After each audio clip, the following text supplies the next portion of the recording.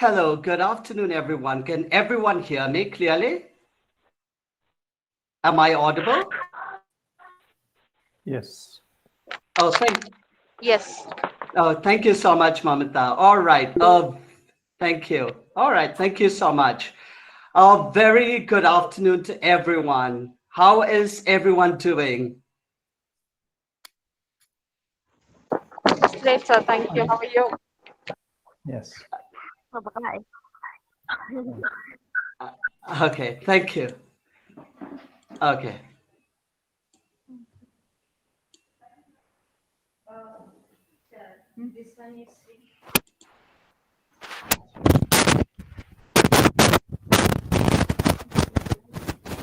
All right. A few instructions before we wait for the others.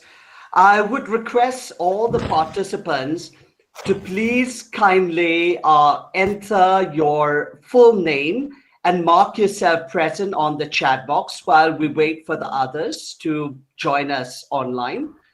So kindly do so. Please ensure to enter your first and your last name and then mark yourself present. Thank you.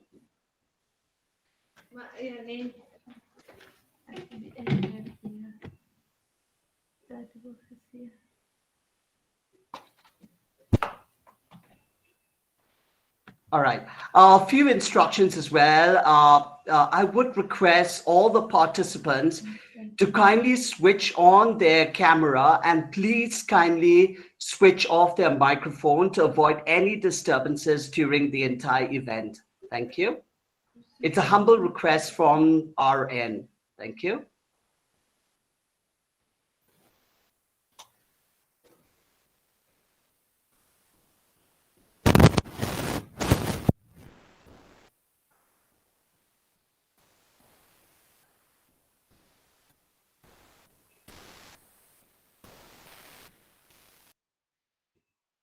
Thank you so much. All right. For the rest who have not switched on their camera, please kindly do so from your end.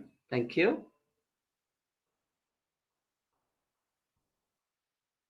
Thank you. Thank you. Thank you. Thank you. We'll just wait for another minute or two and we'll start the session. So time is money and time is precious. So we won't waste a single minute or two. We'll just wait for another 1 or 2 minutes and we'll start the session right away. Thank you. So for the rest who just joined, a small humble request from our end. Please kindly ensure to write your full name, your first name and your last name and mark present to all the participants in the chat box. Please kindly do so while we wait for another 1 or 2 minutes. Thank you.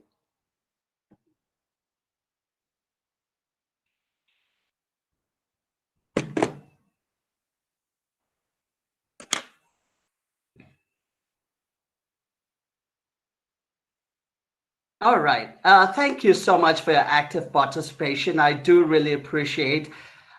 Thank you so much. So we'll start.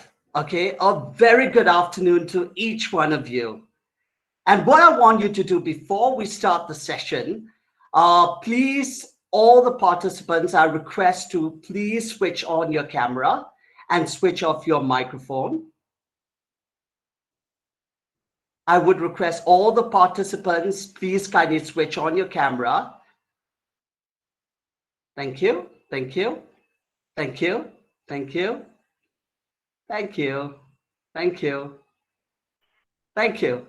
Thank you. And please switch off your microphone. So we'll start the event. All right. A very warm welcome. But before we start the event, the reason why I ask each one of you to switch on your camera is because I have something to start off with. All right. And to start off this event, what I want you to do is to put a big smile on your faces. All right. And it start with me. Thank you. Very good. Thank you. Let me see all those faces. All right. Here we go. All right. Thank you so much for a wonderful smile. So to start off with, I would like to start this event with a big smile on our faces. We're going to talk about stress, but we're going to start and beat that stress with a big smile on our face. Are you with me? Yes or no? Yes. Oh, thank you. If it's a yes, please wave your hand. All right, thank you, thank you. A very warm welcome. Let me introduce myself. My name is Bayar Jinmut Karbali. I'm a freelance soft skills trainer, and I was away for so long, for 14 years of my life, and 14 years of my life has shaped the way I am. But it's back to be back home, home sweet home. And I'm coming back from Kolkata and take that experience and coming back here and do something by my state. That is my entire purpose in life. The passion to serve others. That's who I am.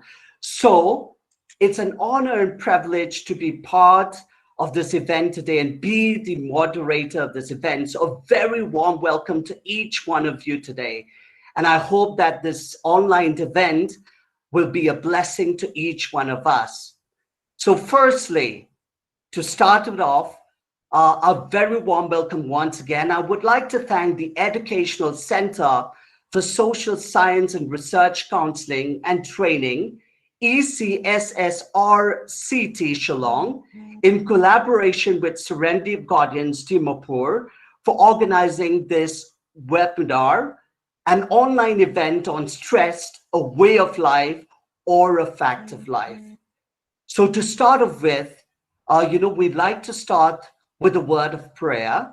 So I would like to warmly welcome respected Father Ashok Reddy, Director of Alto Hope Famula Social Service Society, to kindly say a word of prayer.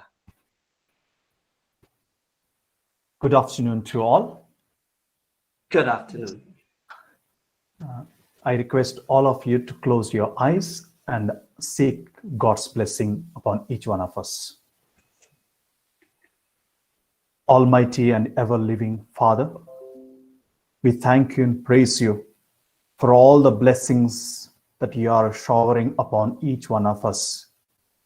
We thank and praise you for helping us to come together in this webinar to reflect upon one of the aspects of our lives. We come to you this hour seeking your blessings upon each one of us, especially blessings upon all the speakers. Shower your divine wisdom upon them, that they may impart your divine knowledge on all of us. Continue to bless them as they inspire many more minds. Bless all the participants too, that we may glean all the information that is imparted in this webinar and practice in our lives. Help us to cope up this stress that is actually a normal part of our lives. Lord, be with us as we journey in this life. Guide us, inspire our lives. Continue to be with us, that we may live a happy life and cope with this stress and move ahead in life. We ask this in your name, O Lord. Amen. Thank you so much, respected Father Ashok Reddy, for those words of prayers and words of encouragement. I know that God will bless us today, and this evening will not go a waste. And thank you so much, and God bless you, and may God give you strength for your service, for his glory, sir. Thank you so much. Yes, appreciate it. Thank Thank you very you. much. Thank you. You're very welcome, sir. Thank you. So I have a big question for each one of us before we start the event. I hope you will agree with me. Do you often feel irritated? How many of you often feel irritated? Do you often complain? Do you often get angry? Do you often get frustrated? Do you often get, depressed? These are all negative emotions that we as individuals, we face every single day of our lives. And I'm glad that the ECSSRC team and in collaboration with Serendip Guardians Dimapur, take this initiative. The key objective of this 2.5 webinar is, is equipping us, of how we can manage our day-to-day stress and anxiety, especially we're living in, these unprecedented times that we're living in. And that's why, we feel irritated, we feel, agitated at times, we feel depressed, and we feel demotivated. But I know that, all of us being here on this platform today will learn something and will take away valuable lessons from our renowned resource person that we're going to listen on this platform today. So to start off with, I would like to warmly welcome one of the organizers who's been actively involved in organizing this event. And I would like to welcome Mrs. Sansana Karkunor to say a few words and welcome the participants. Thank you. Mrs. Sansana Karkunor, thank you. Thank you, ma'am. Yes, you can take over. Thank you. Hello, everyone, and good afternoon. Good Educational afternoon. Center for Social Science Research and Training is pleased to have you all to this webinar, and thank you for joining with us today. It is my pleasure to welcome all of the participants to this webinar, for which, without all of you, it would not be possible to conduct. I welcome Father Matthew C. Paul of Bosco Institute, Jorhat, as the keynote speaker for this webinar, for sparing his valuable time, knowledge with all of us. I also welcome Ms. Nadine Pakenteng, Assistant Professor, School of Social Work from Martin Luther Christian University, Ms. Priyanka Bora, CEO of Jubilee Foundation, Guwahati, and Ms. Rini Ghosh, Director, Serendip Guardians, as resource persons for this webinar, and also for sharing their knowledge, views, and expertise. We are also proud to announce that Serendip Guardians is our main collaborator for this webinar. I also take this opportunity to welcome our moderator of this afternoon program, Bayar Jigmut Kharbuli. Lastly, I welcome the Executive Director, board members, organizers, coordinators of Educational Center for Social Science Research and Training, and hope that this webinar will be resourceful and insightful to all of us. Thanking you once again, and I welcome all of you to this webinar. Thank you. Thank you so much, ma'am, for that warm welcome. And from my end, I warmly welcome you and your team as well. Thank you so much. It's a pleasure having you here as well. And to start off with, I would like to introduce our keynote speaker. And we'll hear a keynote speech. So our keynote speaker was born and brought up in Ernakulam district of Kerala. I would like to highlight his noteworthy achievements. Includes he's first in the university for Masters in Architecture from Belgium, first class in BSc from Northeastern Hill University, Nehu. He has made a huge contribution to the Salesian mission, has designed and constructed close to 200 buildings. One of them is Bosco Institute, Jorhat, where the entire construction is under his supervision. He's the president of All Nagaland Private School Association and Computer Society, executive member of Nagaland Catholic School Association. It's an honor to welcome our keynote speaker on this virtual stage, the educator and architect from Jorhat. Please welcome Father Matthew C. Paul. Thank you very much for the warm welcome. You're very welcome, sir. Thank you. Very good afternoon to each and everyone. In the first place, I would like to thank the organizers for inviting me to share few ideas that I have about stress.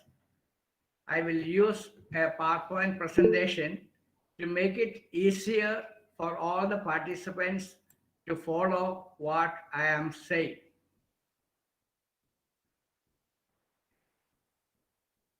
We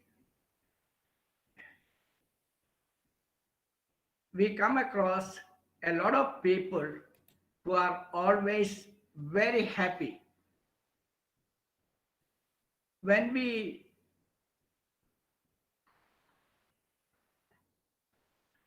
is it visible for you all? Yes, sir.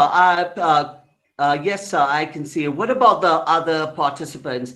Please kindly raise your hand if you can see the screen. Yeah, thank you. Thank you so much. Thank you. Yes, you can go ahead, Father. Thank you. So we come across a lot of people who are very happy-go-lucky, people who seem to have no care in the world, people who are always happy, upbeat. In short, people brimming with life and joy. It's a pleasure to be with them because we feel ourselves happy. And we wonder how they can be always happy without any trouble.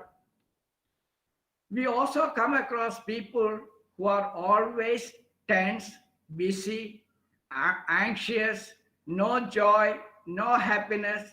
In short, people with the long faces, and I would say death written all over them. And we also wonder what happened to them. Why are they so much worried? So these are the two extreme ends of the people. On one side, there are people who are always seem to be joyful, happy. And on the other side, we have got people who are always sad, stressed. And we know that when life makes even the smallest demands, either on our physical, mental, or emotional life, we are stressed. So let us understand the first three concepts of our webinar, what we exactly mean by stress, way of life, and a fact of life. I will start with what exactly we mean by a fact of life. Fact of life is something we cannot do without, which is part and parcel of being alive. I'm sure all of us will agree that any little work will demand some sort of stress. So to have stress is part and parcel of life. And what exactly do we mean by a way of life? The manner in which a person, a group, or a society living, we say it is their manner, their custom, their tradition, their habits, their beliefs. But when does an activity become a way of life?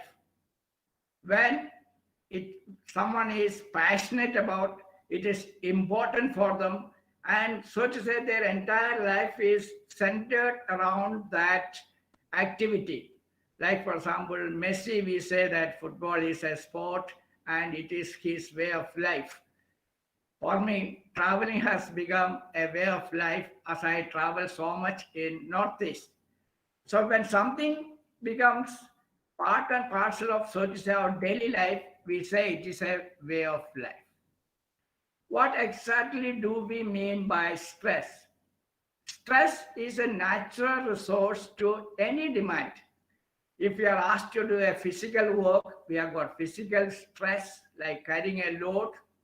If we have got mental stress, before an examination, we are mentally stressed very much. So any activity that demands our mind, study a lesson, even listening to this webinar, could be mental stress. Emotional stress is when we are involved, our feelings are involved. Just now, my brother is in the ICU, and so I am emotionally little disturbed. It could be putting a stress on the emotions that I have. All these physical, mental, and emotional are all related because one could affect the other two. So basically, anything that causes us stress, we are called stresses. And we are all very familiar with survival stress, meaning when there is a danger, either we fight it to overcome it or we flee, flight or fight. The internal stress that we have is when we worry about things we can do nothing about. We have got environmental stress when there are things around us that disturb us: noise, crowd, work, family. Fatigue or overwork over a long period of time, when we find difficult to handle, not managing time well, not enough rest and relaxation, then we tend to have chronic stress. So there are a lot of causes for stress. We are all aware of the causes. The causes because we are living in a society, our job, our life, the changes that we have, this pandemic, and every event around us, especially people, can cause us great stress. So now the question is, stress, is it a fact of life or a way of life? We know that there are plenty of situations that are beyond our control. The environment we live in, the people around us, the workload, our goals. So all of us agree that it is a fact of life. How do we respond naturally to stress? Our body reacts by producing hormones, stress hormones, cortisol and adrenaline, to restore the balance, what is known as homeostasis in our body. This enables us to deal with a situation or with a stressor either by fighting it, overcoming it, or by fleeing from the situation or evading the situation. Our mind reacts by producing new neural pathways to change or adapt to the situation. Whenever there is a stress, our mind will make sure that we are ready to cope up with it. And the emotions that we feel, anxiety, fear, anger, sadness, frustration, all this also could lead to depression, irritation, loss of concentration, low sex drive, compulsive behavior, mood changes. We are all familiar with all this. So we are well equipped with managing stress for a short time. But it becomes a way of life when we allow these situations, these events to control us. When we are overwhelmed, when we worry, fret, and become anxious, when we become irritable, and when we find no time for anything. And what happens then? It harmful effects, it, our body becomes sick. We get a lot of problems, heart and lung problems, digestion problems, blood pressure, sugar, fat, everything increases. We go into, sorry, psychiatric disorders like depression, anxiety, lack of sleep, addiction to tobacco, liquor, drugs, etc. Our emotions also become topsy-turvy. We are always anxious or worried, often irritated, easily led to fear, frustrations. So to say, joy has left our life. How do we deal with stress? I think the first step, what I like, is the Serenity Prayer by Reinhold Niebuhr, an American, gave this prayer long time back during the last century, I think.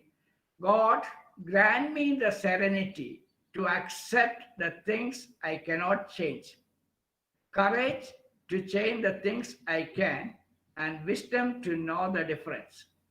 So first of all, we have to see whether the situation is under our control or not. Let's take a 3-year-old hyperactive boy needs to be looked after. The mother looking after the child is overjoyed that her son is smart, active, but very troublesome to look after him. What about the babysitter? Is she frustrated, angry, irritated because she has got no time for anything else? You will agree with me that these two people will look at the same job with their different eyes. They don't need to look, but they will be normally looking at it different eyes. So the first thing to do is embrace the situation. Our mind has a capacity to alter the perception of what is happening around us. When we reflect on the situation that is affecting us, accepting them and use them as an opportunity to grow. We know that every event in our life can make us better. Every problem viewed as an opportunity, every situation as a test of character, our perspective will change. And when our perspective changes, we see that our work also will be seen different.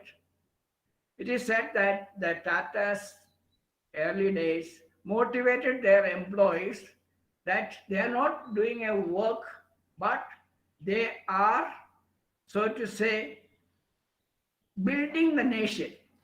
Tata was able to give them the idea that each of them, whether they are just putting a screw only or whatever it is, the small part they are making, they are always building the nation, contributing to the nation. The third step is love what you do. When we love what we do, everything becomes a hobby. Our family, our work, babysitting or driving or whatever be the work, if we love it, and when we love it, we get joy and happiness from it. When we are passionate about what we do, everything will lead to our goal in life as well. It is good to have a very good goal so that we know that whatever we do is always a step forward. I like Tamar E. Chansky said, freeing yourself from anxiety. She said, we are worried so much because we feel we are not able to do. But she said, our thinking should be possible thinking. Whatever be the problem we are faced with, however big the crisis is, there are always possibilities. And if we identify what can be done, what is possible, and sometimes we need to ask our friends as well. And there are many people who are very eager to help. And when we find out what is possible and do one small bit at a time, we will not become stressed, or rather our stress will disappear. There are times in which we can alter the situation. We should not, we should express, we should be assertive, we should express our feelings instead of bottling them up. We also need to be willing to compromise, because everybody around us who is working towards the same goal may not see the same thing as we are seeing. And so, since everyone's knowledge is different, we also need to be satisfied with, so to say, less in our life. At times we need to adapt to the stressor. If we need a job and our boss is not so good, then all that we have to do is, we need the job, so we have to adapt to him. Because looking at the big picture, what's the problem? It's only a few hours here. We have to adjust to his standards and find out what exactly we are getting out of it. And so it is no more, so to say, a victim, but a master. Again, from Kansky says, stay in the present. We are always so much worried about what will happen, instead of worrying about what can be done here and now. We need not worry, because fear will always be paralyzing. But if you are in the present, what can I do? What's the one thing that I can do at this time to alleviate this? And we may, as I said, have to compromise, because the best could be the enemy of the good. We want to do something the best way, but that may not be possible. Let's be satisfied with the good way. So when we are in the present, we will be engaging ourselves to do a small thing at a time, and we'll be progressive. It's very important to stay healthy. Eat right, sleep sufficiently, take sufficient time of relaxation, holidays, and a little bit of exercise, whether it is yoga or gym or a simple walk, especially 10 minutes walking through the forest, if we have got one around us, is very healthy and also very alleviating. The fresh air does a lot of good to us, and our breathing also will increase. And we need to reward ourselves, buy ourselves a gift whenever we have done something good. That way, we are we are increasing our self-image. We are also acknowledging our ability to meet any challenge. We also, of course, need to manage our time, because we need to plan our day. Plan our day, our activities, and apply the test of necessity, test of appropriateness, and test of efficiency to all that we have to do. Is it necessary? Is it appropriate that I should do? And how efficiently can it be done? Can I delegate it to someone else? So we need to have a do list with, of course, with eyes on our goal. And what can we do to take 1 or 2 steps today? Keeping a journal where we mark the causes, the feelings, the responses, and what made us feel better is a very good strategy, because in future we can always refer to it. So in short, these are the 10 things that I said which can be done on a daily basis to meet with the challenge of stress. Let's remember that we cannot control other people, we cannot control others' behavior, situations, etc. But we can always control our own behavior, our own reactions, because we are master of ourselves, and we could be the master of every situation. Thank you. Thank you so much, respected Father. First of all, from our entire crew here, the entire group here, we hear you and we feel you, Father. And, we wish speedy recovery for your brother. And we just would like to tell you, I just would like to tell you that you are not alone, sir. We are there for you. Thank you. And we wish you're welcome. And we wish your brother a speedy recovery, and God be with you and your family. And from our end as well, from my end, thank you so much, sir, for sharing your wisdom. And what I hope myself personally and the rest of the participants on this platform today, what I can take away, very interesting point that you've made, sir, there, is the question mark, the why, the what, and the how. And that is the reason that we fail to ask questions, because to every question, there's always an answer. And that's the reason that we don't grow and we don't build ourselves in our lives, because we fail to ask questions.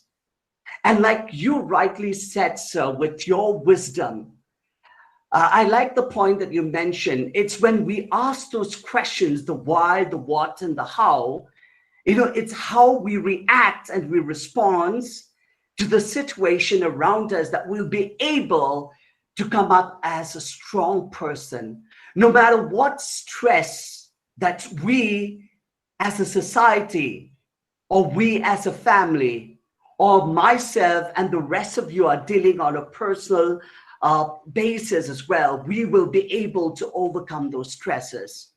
And thank you so much, sir, for your wisdom. And we do appreciate and thank you for sharing your wisdom with us today. Thank you so much. And God bless you, sir. And once again, we wish your brother speed recovery, and you're not alone, sir. So keep smiling. You're very welcome, sir. Thank you. Thank you so much, respected Father. So brief introduction about what is going to happen from here next. So we'll have three topics that we'll be discussing today, and we have eminent resource persons with us tonight, and we are truly appreciated for the presence here. So the first topic that we're gonna talk about is moving through grief and loss. The second topic is living with change. And the third topic is vulnerability towards stress and make it work for you. So let me tell you that we all have dealt with grief and loss at some point in our lives.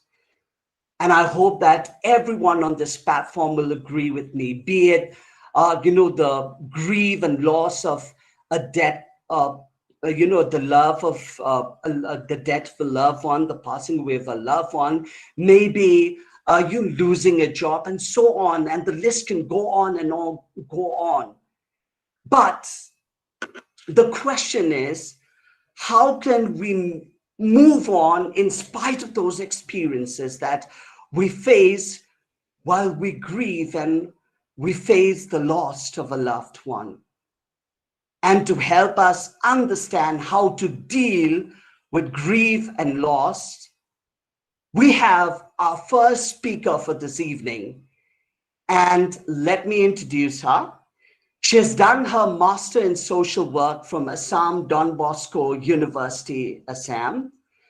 Currently, she is part of the state project on teenage pregnancy, has organized consumer rights campaign in East Khasi Hills district in 2019.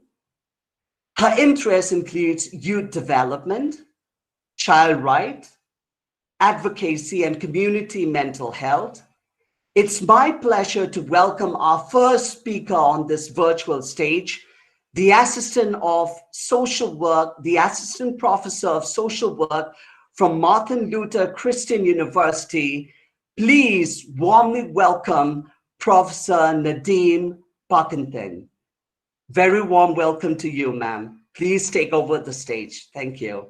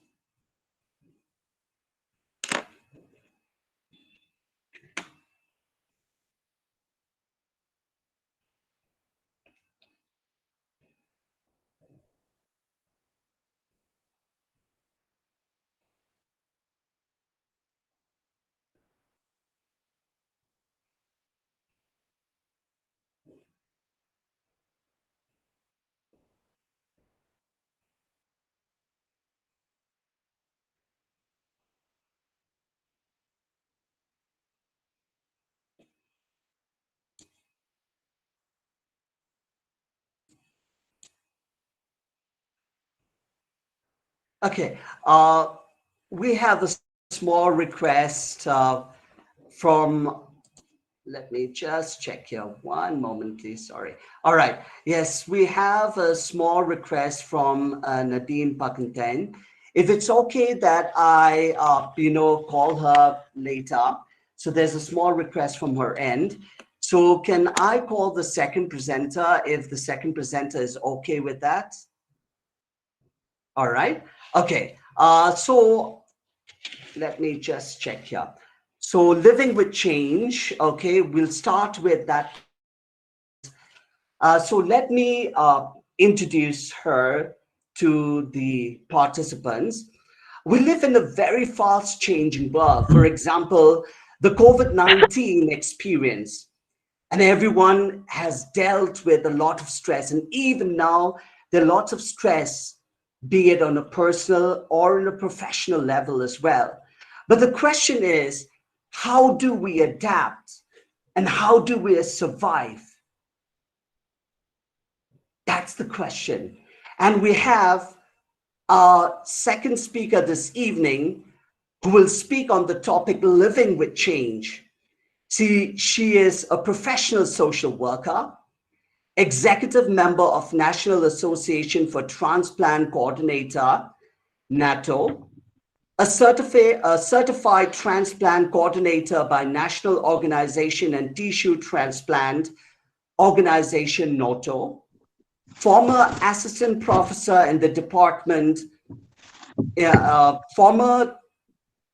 assistant professor in the Department of Social Work, Kaziranga University. It's my privilege and honor to welcome the CEO of Jubilee Foundation, Guwahati, Ms. Priyanka Bora. A very warm welcome to you, ma'am, so you can take over the stage. Thank you. Thank you so much. Thank you so much for the You're warm very welcome. welcome. And it's a privilege to be on this platform. Am I audible? Yes, you are. Thank you so much, ma'am. Yes, you can take over. Thank you. Okay.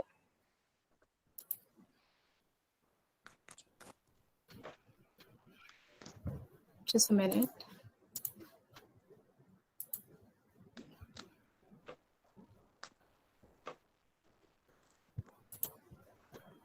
Is it visible to you all?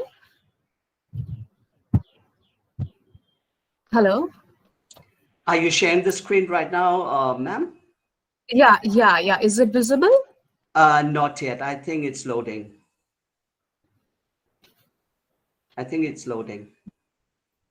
Please let me know when it does. Absolutely, yes. Thank you.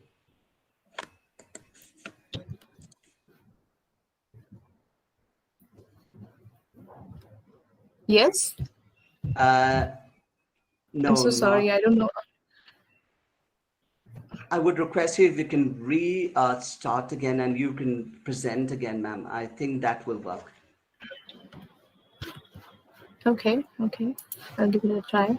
Yes, just give it a try. I think that will work. It's working. Okay, thank you. Yes, I'll let you know once we see the screen.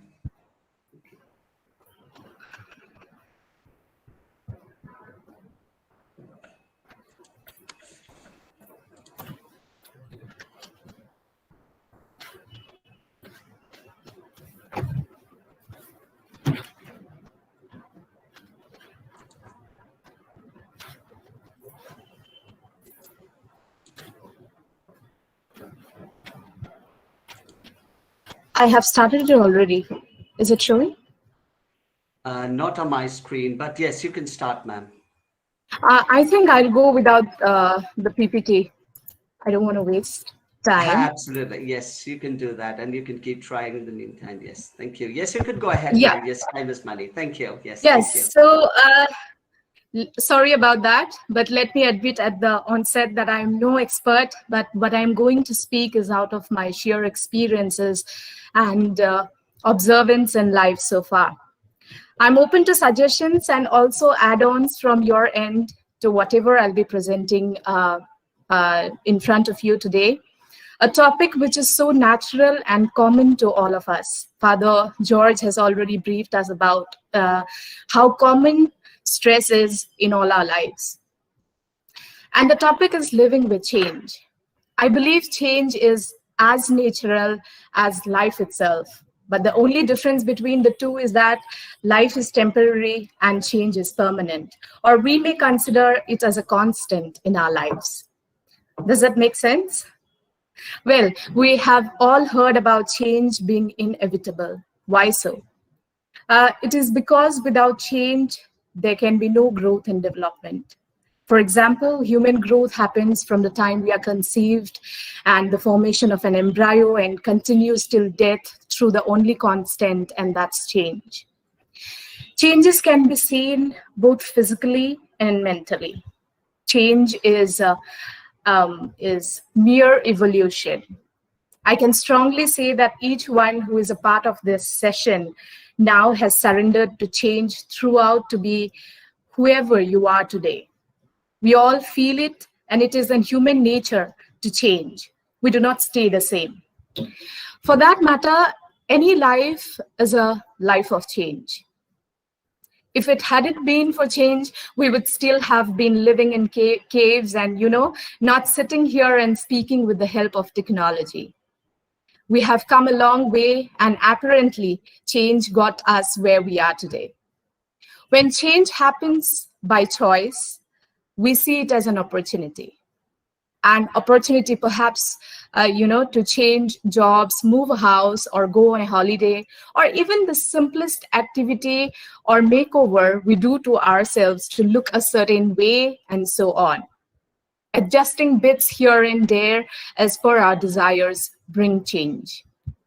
Again, when change hits us unexpectedly and we do not choose it, we sometimes hesitate to get out of that comfort zone and accept the change due to various reasons, out of which the most important factor is fear.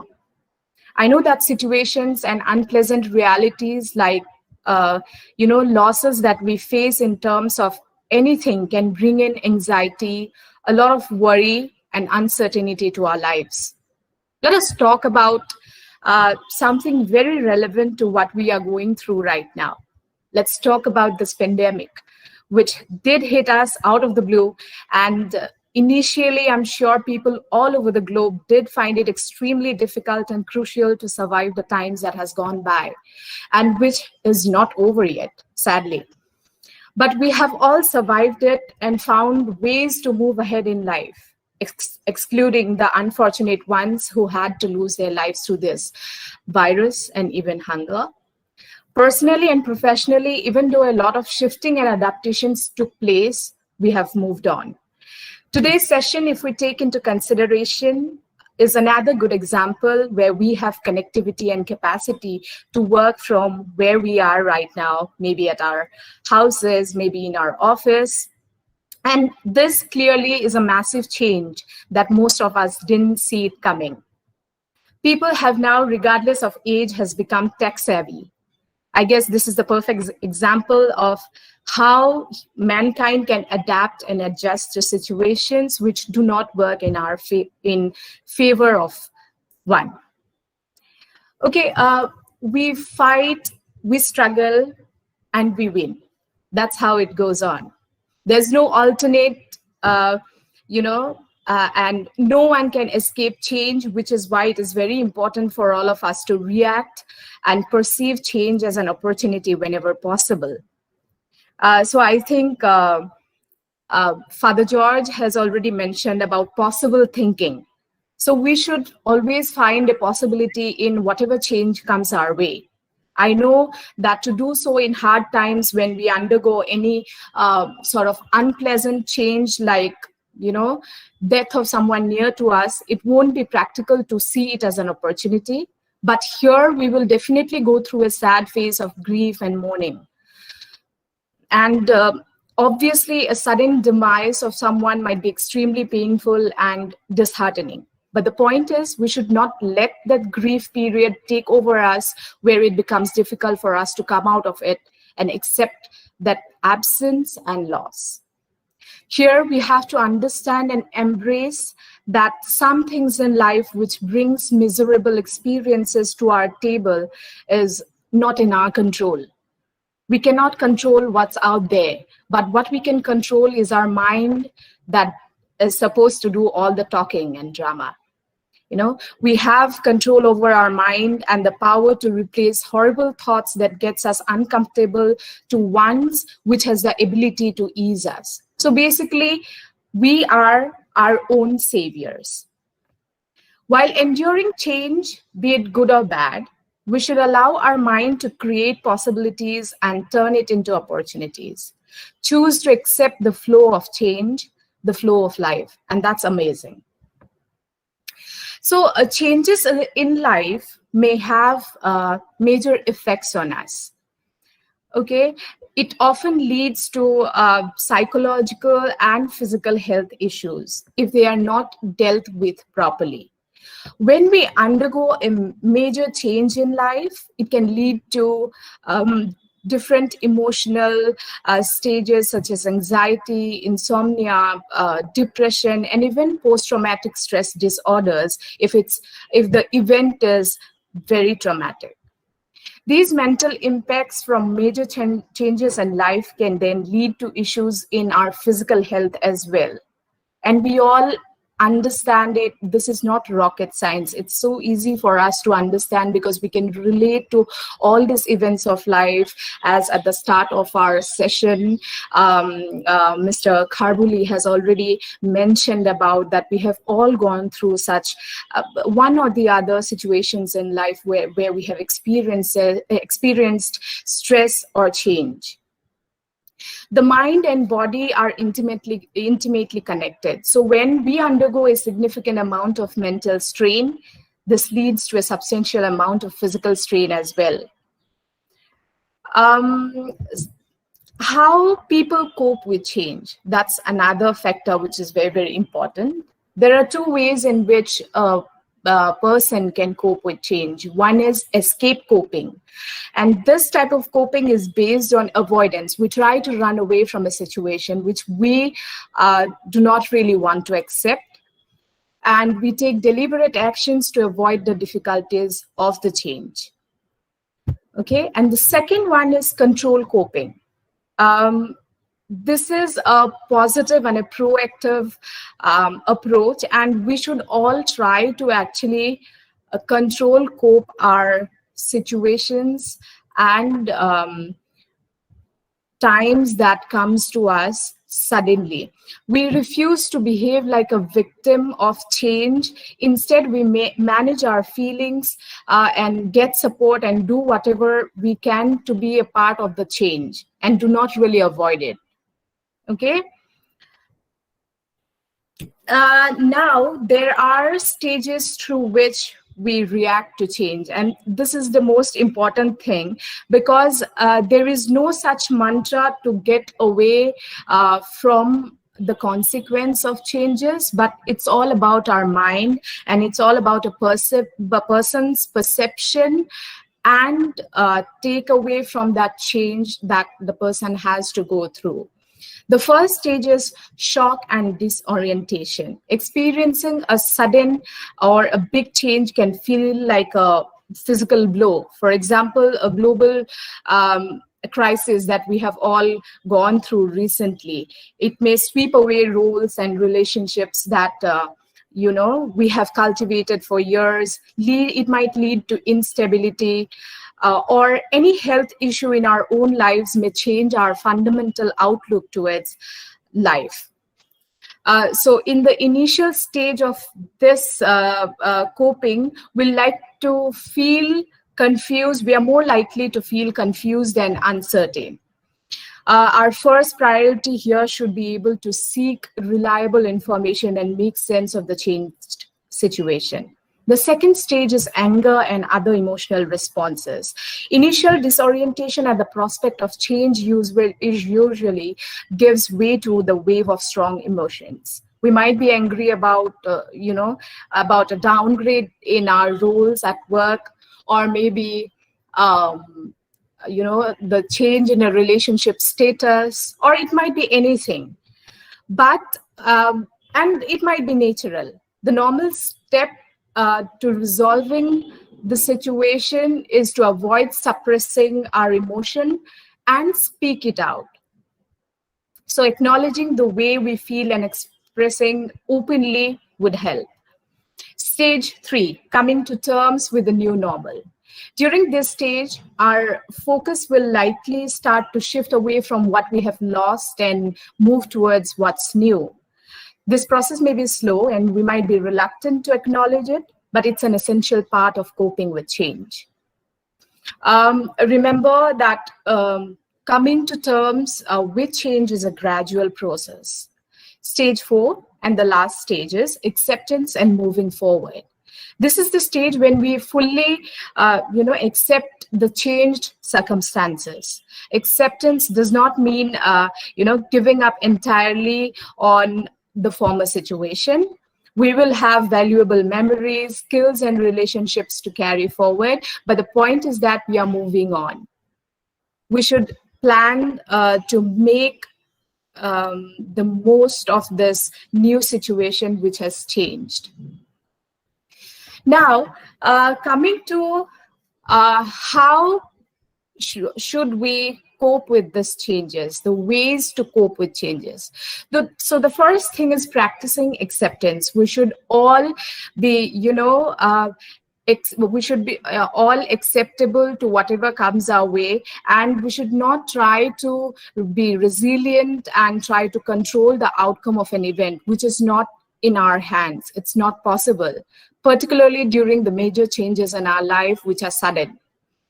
But acceptance here doesn't mean that you do absolutely nothing to help yourself in times of struggle. The second one is taking good care of your physical health. During times of change, it is especially important to take care of your physical health. As mentioned previously by Father George, the mind and body are intimately connected. So when you're undergoing significant amount of stress during a major change in your life, this can have substantial toll on your physical health too. So by making regular exercise and healthy eating and making it as a priority, this can actually give your body the fuel or the power to go through any difficulties you face. The third one is make a plan, like a proactive plan. The other side of acceptance is to know that you got other responsibility to do when you come out of that phase and you already face that circumstance which has hit you or the change which has hit you. A great way to take action in this way is by actually making a plan when possible. And if at all the person feels a requirement of standing back up and working. The fourth one is checking with oneself. And it's very practical to all of us. These days, people are very conscious about how they feel and they speak up for themselves. So this is like you being the doctor of oneself. So throughout any major change in life, it is essential to be continually, checking in with yourself and meeting your needs as best as you can. So don't avoid any necessity that you long for, and it's very important to provide yourself the best help that you can. But by checking in with yourself when you wake up and every morning, every evening before you go to bed, you can make a plan for how to take care of yourself throughout these chaotic times and, invest on your mental and physical health. We should be analyzing our own emotions and take control over it. The fifth one is, if at all required, reach out to a support system. The best way to get through any major changes in life is to rely on a support system if we cannot handle it on our own. And if only a person feels the need of reaching out to someone else, it should be done. So it might be our friends, family, or sometimes we may even push it to a practitioner who could be of best help. So here, lastly, I would say that living with change is absolutely normal. And to endure change is certain in our lives. We cannot do anything about it. But to embrace whatever comes our way. And the biggest lesson we can learn from change is to be impactful. Okay, be the change and have positive impacts on ourselves, others, our society or community that we live in, and to the world. And yes, stress should not become a way of life, but remain as a fact of life. Thank you. Thank you so much, Priyanka, for all your inputs. And thank you. And I do appreciate.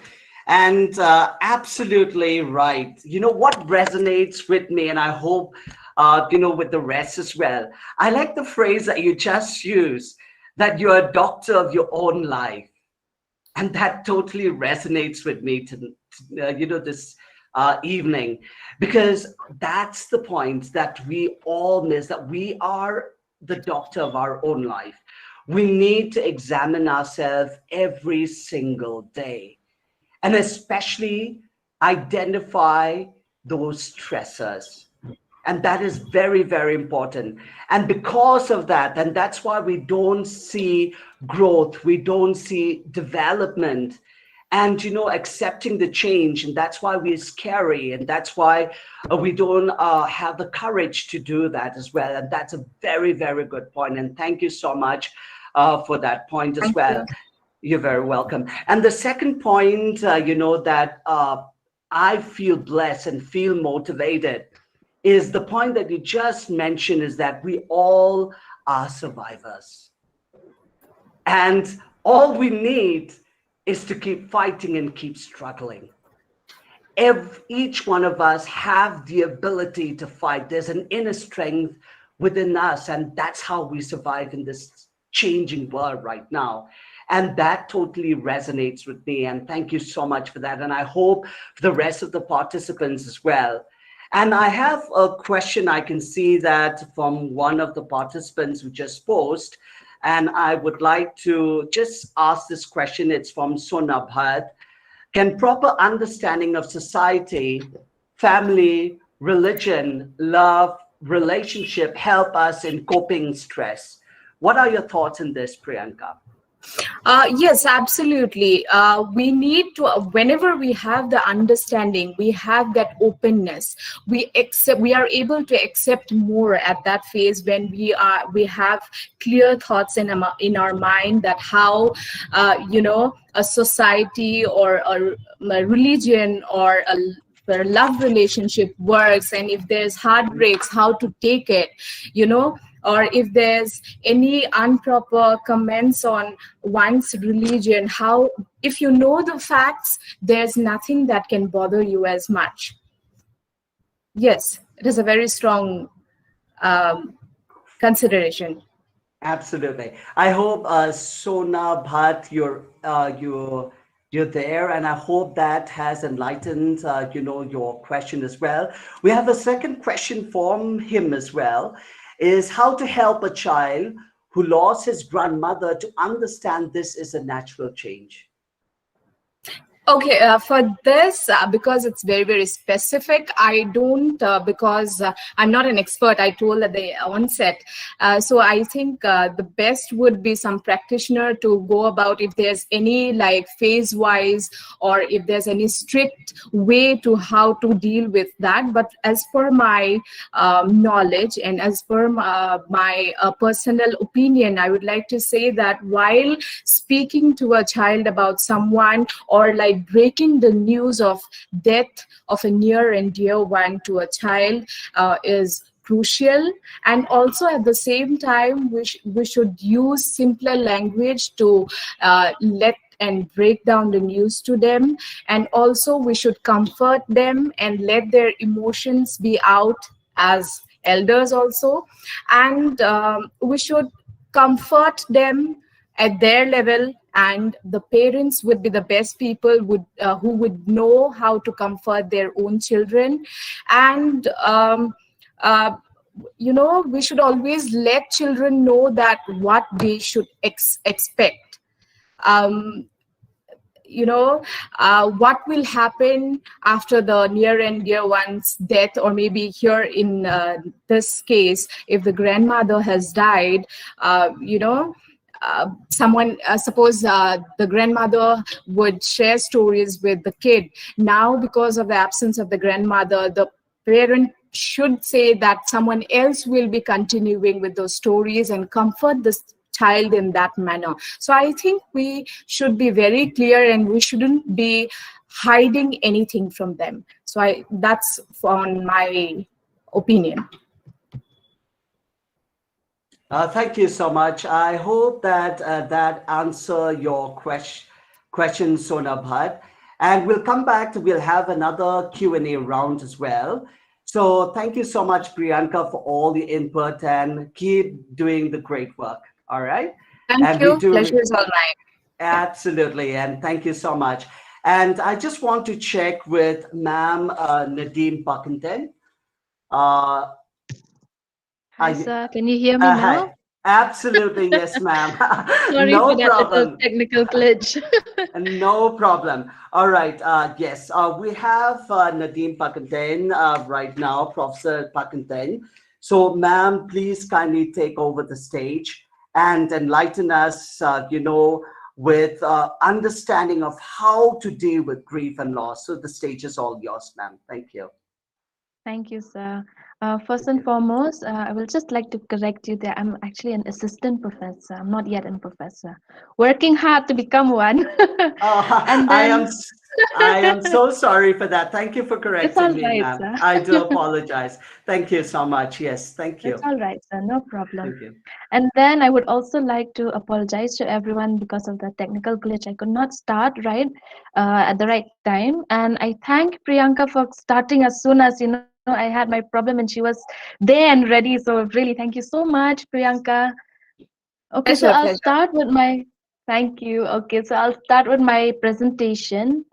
Um, Window, let me see. Cancel. Just hang on, I'll try to start my presentation. Okay.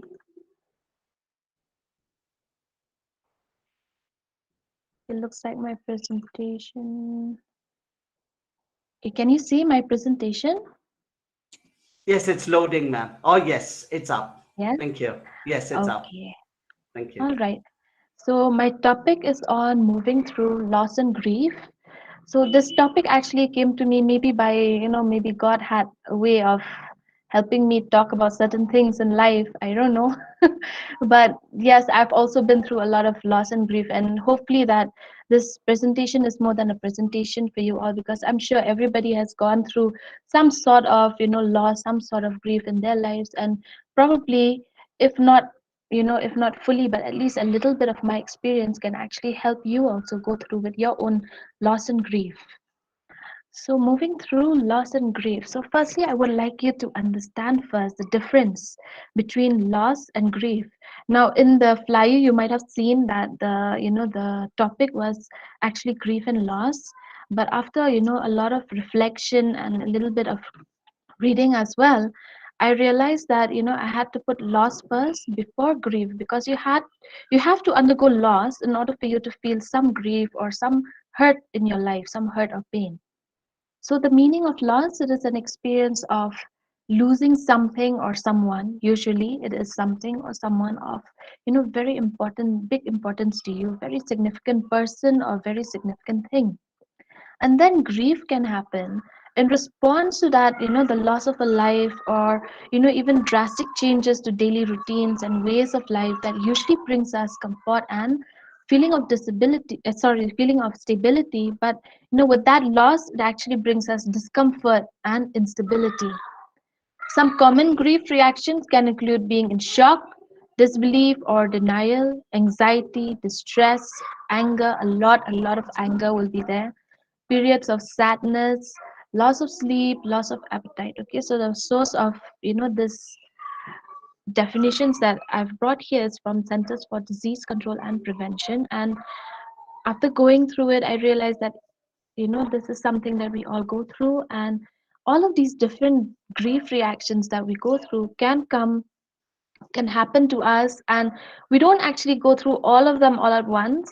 Sometimes we can have we can feel anxiety but we don't feel distress. Sometimes you can feel a lot of anger but we don't feel sadness. So it does not all come at once. We have a little period, different periods of our lives where we feel different feelings and different emotions. So other experiences other than the loss of life, other experiences that can cause us grief could be divorce or relationship breakup. This is something that I went through personally. Then we have loss of health, coming to terms with when you learn about having certain illnesses like cancer or HIV/AIDS. Coming to terms with that can also cause us a lot of grief. Losing a job, loss of financial stability, especially during this pandemic. Most of us had actually gone through a lot of this with financial stability going down. And then miscarriage, retirement, we have very, very, happy elderly, and then suddenly when they have to leave their jobs because they love their job so much, they tend to become very withdrawn and unhappy, and they go through different stages of grief because of this. Then we have the death of a pet, loss of a cherished dream, a loved one's serious illness, loss of friendship, or even selling of a family home, the home where you grew up in. That can also cause you grief. So we need to recognize grief first, recognize the symptoms that we go through. Sometimes we don't realize that we are going through the symptoms, but we don't realize that this is grief. There can be two types of griefs. These can be emotional symptoms, physical symptoms of grief.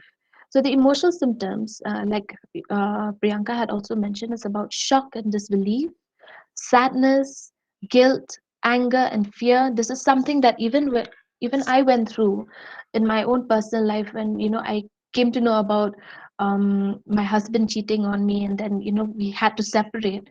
There was a lot of sadness that was going on, and at the same time, there was a lot of guilt as well because I started to question myself. Did I do something wrong? Was I not good enough? And then a lot of anger also was there, a lot of fear. Okay, so these type of feelings are there. We can go through them, some of them or all of them.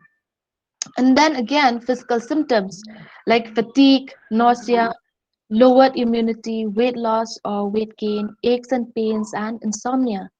I went through this, similar symptoms as well when I was going through my grief, and aches and pains and insomnia were very prominent ones, and usually in the daytime, I was like a warrior queen. I can go with life, I can face my problems. But at night, that's when, all of the pain comes running back to me, and then I would feel a lot of ache. I would be the one, sitting on the floor and then watching my son sleeping and then crying my heart out, just letting everything come out. And at the same time, I cannot sleep anymore because I've been crying too much. So there's a lot of things that goes on, emotional and physical pain. They come together or they come separately, but it's there. And we need to recognize that we go through these type of symptoms because we are going through grief. At the time, I was not, I didn't really realize it, but after a lot of reflection over the years, I realized that I went through a lot. And then now we're going to learn about the grieving process. Now, there's a process in grieving. We think that, that if we're in pain, we cry and it's over. But no, it's not like that. It doesn't happen in one day, it doesn't go away in a few days. It's actually a big process that we go through. And always remember this. It's very important. This is something that I learned from my teacher when I was in school. He said, look at your 5 fingers. Look at the 5 fingers, in your one hand. All of these different fingers are not the same. They're different shapes. One is of different length than the other. Likewise, every individual is never the same. Coming from, the socialization process, the family we grew up with, the environment we grew up in, our teachers, our friends, our peers, all of these different things influences us as individuals. And the way we react to different situations in life is very different. We might have the same problem, but our reaction to that same problem will be very different. It's never the same. One person can be very, very emotional about a situation in their life, while another person can just look at that situation and say, okay, whatever, I can move on. This is not difficult for me. So that is something that we need to remember, that grieving process also is individualistic in nature, in the sense that we grieve differently. We don't grieve the same. How you grieve depends on many factors, including our personalities, our ability to cope with these problems, our life experiences, our faith. Faith is very important. How spiritual are we? That also is very important. And how significant that loss was to you. Again, another factor. Some people start to feel better in weeks or months. For others, the grieving process is measured in years. For me, my grieving process is not yet over, so it's still ongoing. Although I have a big smile on my face, my situation happened to me about 2 years ago. It's going to be the third year now, so 2.5 years, let's say. And I'm still going through that process. It's not easy, but I'm going through it and I'm coming out of it. So we'll talk about the stages of grief. In 1969, psychiatrist Elizabeth Kubler-Ross introduced what became known as the 5 stages of grief. We have denial, anger, bargaining, depression, and acceptance. Denial, when we deny the problem. A certain situation happens to us and we deny it. We say, no way, this can't happen to me. I cannot be going through this problem. It's not for me. And then anger comes when we start being angry about the situation. You start questioning, why is this happening to me? Who did this to me? Why is this person doing this to me? Then another stage comes where we start bargaining. For me, in my own experiences, actually, I was bargaining with God. I was praying to God, please God, let the situation just be a bad dream and then I wake up and, things would be better. I will worship you more. I will pray more. I will be better. I'll go to church regularly. I'll not forget you. I'll thank you for everything that you've been doing in my life. I was actually bargaining because I didn't want to face the situation that I was in. And then the next stage would be this depression, where you're feeling a little too sad, a little more sad actually. So sad that you can't do anything anymore. You start withdrawing from the rest of the world, hiding under the blanket, withdrawing from your responsibilities and your duties. And that is actually really bad when it happens. And of course, the last stage would be acceptance, where you are actually at peace with what happened and you're moving through it. Now, we have to remember that these different stages of grief cannot all happen. Sometimes some people might be, undergoing denial, but they might not feel anger. Some people might be going through anger, but, they don't go through the bargaining stage. Some people, they jump from denial to acceptance. So these different stages of grief are not, very fixed. They tend to be flexible and change for different people and their different abilities to react to their certain situations in their life. Now, how to deal with grieving? While grieving is, a loss is an inevitable part of our life, there are ways to help us to cope with our pain, to come to terms with grief, and eventually find a way to pick up the pieces and move on in our lives. Firstly, the most important thing is that you need to acknowledge that you are in pain. Talk about it. You just say that, yes, I am in pain, I am hurt, somebody did something, or I've lost someone I love so much, this person died, has left me, and I'm in a huge pain and I cannot deal with it alone. Accept that grief can trigger many different and unexpected emotions. When you are in a lot of hurt and pain, I went through this as well, and I've learned to calm myself down, where in small situations I tend to get so angry because at the back of my mind I always had that, that my husband left me, I'm a single mother now, I'm in pain, I'm hurt. That was always there in the back of my mind, and that actually affected the way I dealt with other situations in my life.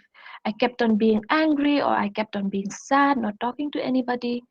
So grief can actually trigger different types of emotions in your life if you are, suppressing it too much.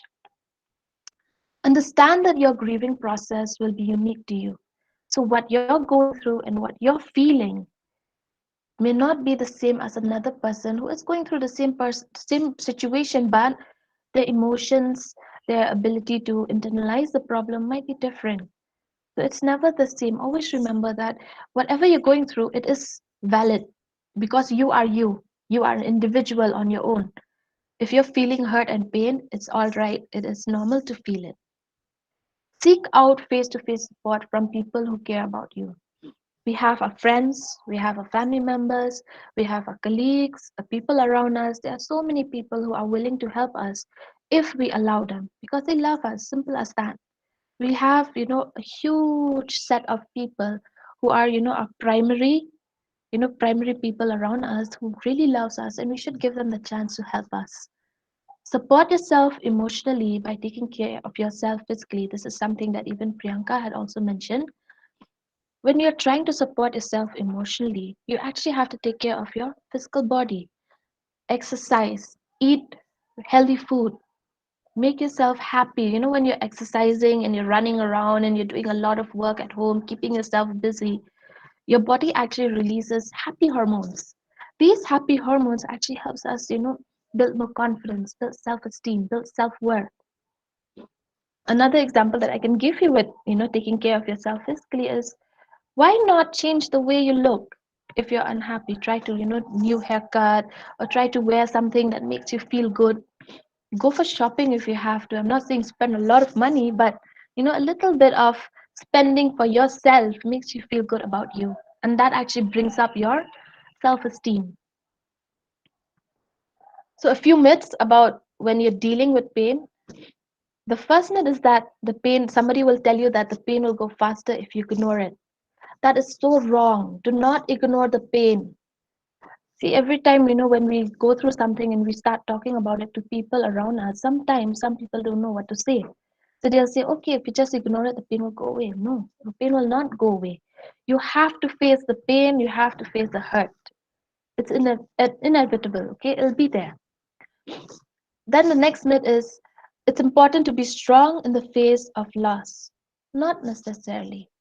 If you are going through loss, death of somebody, or going through, separation, betrayal, all of that, if you're going through something, you don't always have to be strong. You don't always have to be the warrior mother, single mother, warrior going on with life. No, I can do it. Not always. Yes, you have to keep yourself positive, but when you're really, really hurt, it's always good to just let out. Cry as much as you want to cry, just let it out. But when you're done, you stand up, you wipe your face, you wash your face if you have to, just start walking again, start going about with your day. Because that's what makes you strong.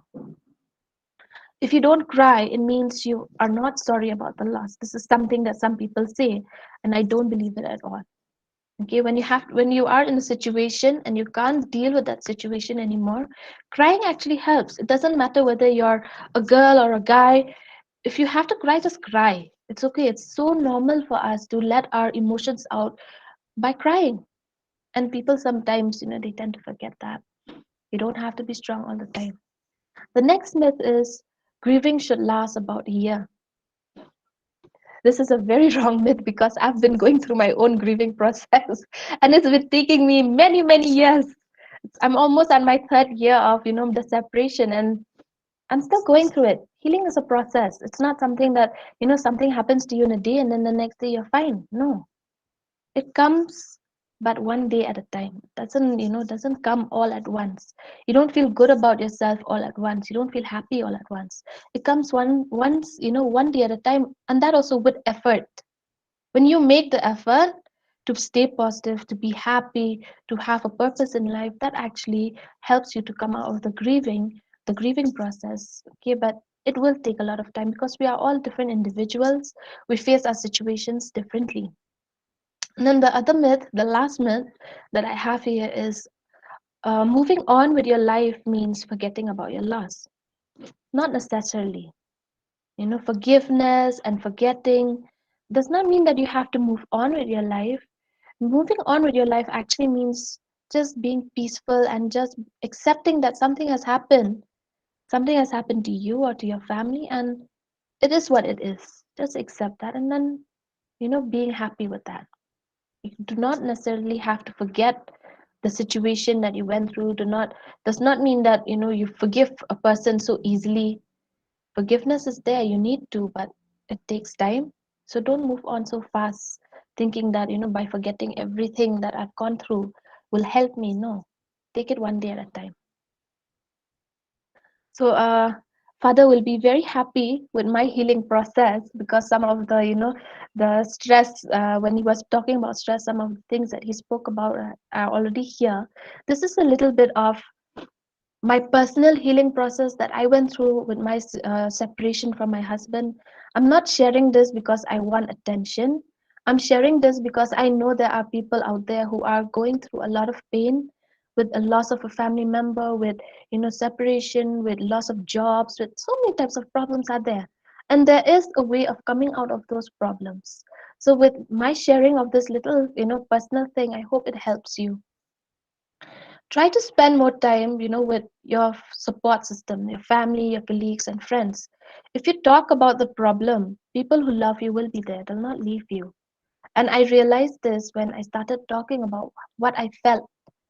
with my family, with my friends, with my colleagues, and they were there. They were my pillar, they were my strength.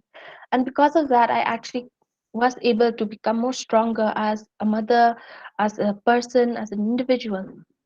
The next thing was that I drew closer to God through worship and prayer. I kept on praying, kept on worshiping, trying to find the answers. Because when something such as a separation, that actually puts you in a situation where you start questioning yourself, your self worth, your self esteem.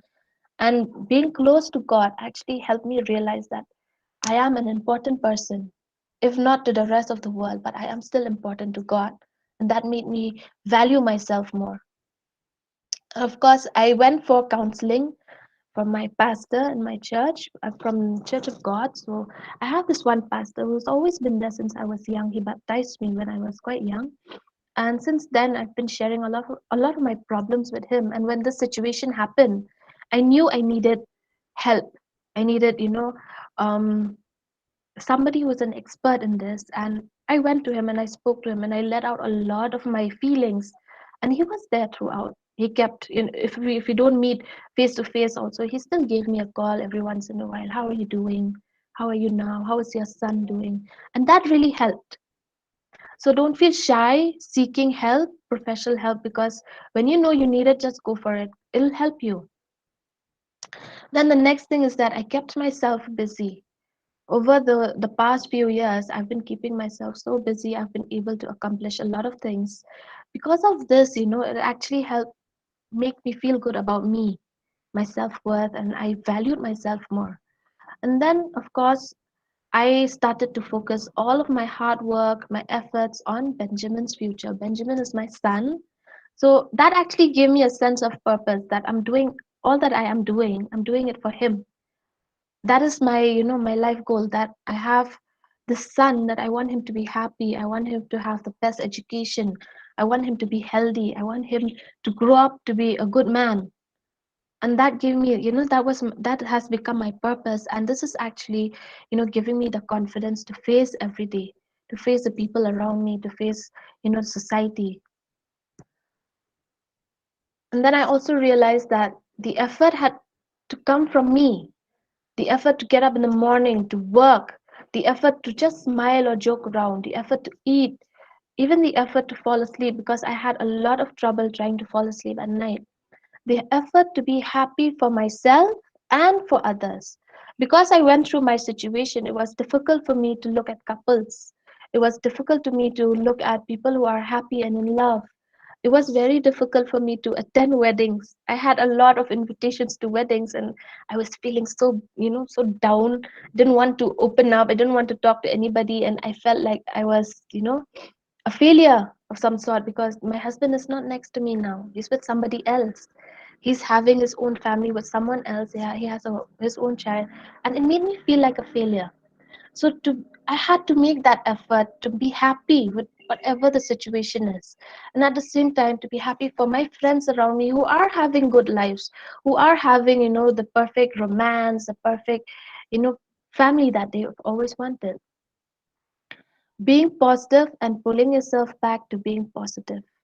Now this is very important, because when you're sitting alone in your own room or you're doing some work, suddenly certain negative thoughts come crawling back into your mind. Okay, and if you keep thinking over and over again about those negative thoughts, you tend to pull yourself down to a really, really low, big low time. Okay, and pulling yourself out of that low takes a lot of effort, but you have to. You can't stop there. I mean, if you have a purpose, you know that you want to achieve certain things in life, you will start pulling yourself up. Dealing with triggers. Now, when it comes to going through grief, there will be a lot of triggers that you go through. Triggers for myself, I feel that some certain triggers that I can give you examples of are, seeing pictures of my ex-husband with his new, uh, I can't say wife because he's not married to her yet, but they're living together. So seeing pictures of them, celebrating their child's first birthday, seeing pictures of them going out, going to restaurants and whatnot, those are triggers for me, and they bring me back.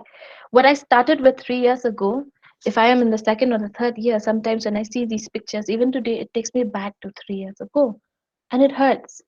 So I have to learn to deal with these triggers one day at a time. If you read, I don't know if you read this book. It's called The Gift of Pain by Dr. Paul Brand and Philip Yancey. Please read it. It's a lovely book. It tells you about how pain actually helps us build ourselves. Pain can also be a gift because it builds our resilience. It builds us as individuals. And then, of course, like father had also mentioned about keeping a journal. I've had this habit for many years, since 2014. No, not 2014, since 2007. Yes, I was quite young then. And I've always, loved writing very intense emotional feelings since I was young till now. Sometimes I go through them and then I laugh at myself for all the funny things that I write about other people. But then, I'm going to share with you two write-ups that I had written. One was right after the breakup, and one is just last year. And you will see the difference in my feelings, my emotions, and even the confidence built up. This is the first writing. This was in 9th of November 2018. I've written, I'm in grief, I'm hurt. He broke me into pieces, he broke my soul. I was so in love, I lost every bit of him. I loved every bit of him, every smile, every frown, every laugh, every contempt. Yet he had been blind to my love. How is she? Is she, good in loving the way I do? Does she know that you would almost betray my son's life? I had to be strong, pick myself up, carry this burden alone. I had to push every love I had for you for the sake of my angel son. Don't you think of us? How can you sleep at night? Does not your conscience prick you that you broke a woman who loved you? Sleepless nights, oh sleepless nights. I don't hear your voice anymore. Maybe it's a good thing, but I still remember your face. My friends tell me that it's good you left. It's good I found out sooner. I don't really know what is good for me. Being alive with this pain, knowing that you gave her my place, I wonder if I'll ever be able to forgive you. I wonder if I'll find peace. I wonder if the images of waking up next to you would stop haunting me. Sometimes I wish you could feel my pain. Sometimes I wish you could feel my hurt. But then I realized that you were already broken. You were already a broken mess, and you made a mess of me too. I blame your mother, I blame your dad, I also blame you. You had a choice and you chose to leave your wife for a young girl. Someday you will know, but it's too late now anyway. This was 2018, and I felt a lot of hurt and pain then. And this was last year, 28 May. The girl behind the smile. The girl behind the smile is gentle and kind. She is sacrificed, she is pain, she is broken, she is hurt. The girl behind the smile is relentless. She is strength. She is bold, she is confident, she is determination, she is hard work. The girl behind the smile is humble. She is a believer. She is experienced. She is grateful, she is wise. The girl behind the smile dreams of love, peace, trust, and wisdom. Sorry, freedom. The girl behind the smile is me. So I come to this conclusion that healing is a process, healing takes time, but you have to make the effort on your own. Healing comes from taking responsibility to realize that it is you and no one else that creates your thoughts, your feelings, and your actions. So if you are in pain and you're going through something, you make the effort for you. Don't wait for others to help you. So with that, I come to the end. These are my references. Thank you so much, everyone, for giving me this time. I hope that this little presentation has helped you in some way. Thank you. Thank you so much, ma'am, for your wonderful insight and for your wisdom. First of all, from my end, thank you so much for your courage to share your story with us.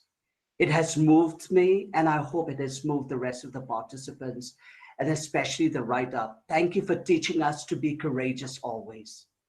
And that is a powerful message, ma'am, and we thank you. Thank you, And sir. you're very welcome, ma'am. And what I like about your presentation here is I like the example of the fingers, of the five fingers. And yes, truly, like you said, well said, that we're all different. And it's all about perspective of how we see things. And thank you so much for that insight as well. The second part, what I like about your presentation is about the strategies. And, when we go through grief and loss, we forget about we can do so much apart from sitting there and just being sad. but do something that you loved, be it cooking, be it traveling, be it listening to music. And that's a very good point that you just pointed out. And the last one I like about your presentation, ma'am, is healing is a process. Absolutely, 100%. I absolutely agree with you, because all we need is to trust in the process. And when we are able to trust in the process, it will teach us to be patient. And patient is, of course, bitter, but its fruit is always sweet. And thank you for that sweet message, man. And Thank you. last, you're very welcome. Thank you so much. And I wish you all the very best and keep smiling, ma'am. Thank you. Thank you. And last but not the least, we are living in a stressful world. And because of so much of stress, we become vulnerable. It can be physically, emotionally, and mentally. The question that I ask myself, and I hope that the same question you will ask, is how we can make it work. Our third and final speaker will enlighten us this evening. She's a master in social work with specialization in medical and psychiatric from Don Bosco, Assam, well experienced counselor and trainer for mental health wellness. Her objective is to bring a change in the issue on mental health and emotional well being in Nagaland. Please help me welcome our third and final speaker for this evening, the co-founder and director of Serendip Guardians, Timapur, Renee Kosh. Please take the stage, ma'am. Thank you. Thank you very much. Before I actually start speaking, I also want to acknowledge to Nadine. That was really moving. It takes courage to actually talk about what you have gone through. I mean, going through it is one thing, but talking about it and speaking and encouraging others through your experience is a whole another level. And hats off to your courage, and thank you for that. Uh, I'll directly go into my presentation. Um, Okay, one second.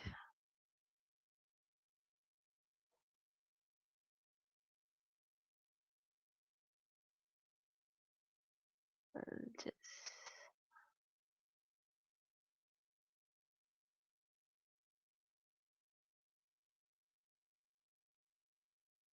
a lot of what I have been wanting to share has been already shared through the conversations that we've had.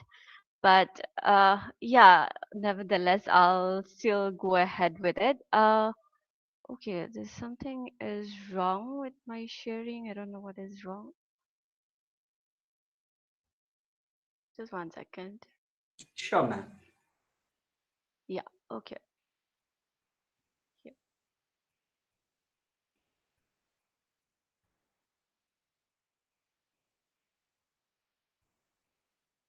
Can you see my slide? Absolutely, yes. Thank you. Okay, so my topic for today is vulnerability towards stress and make it work for you.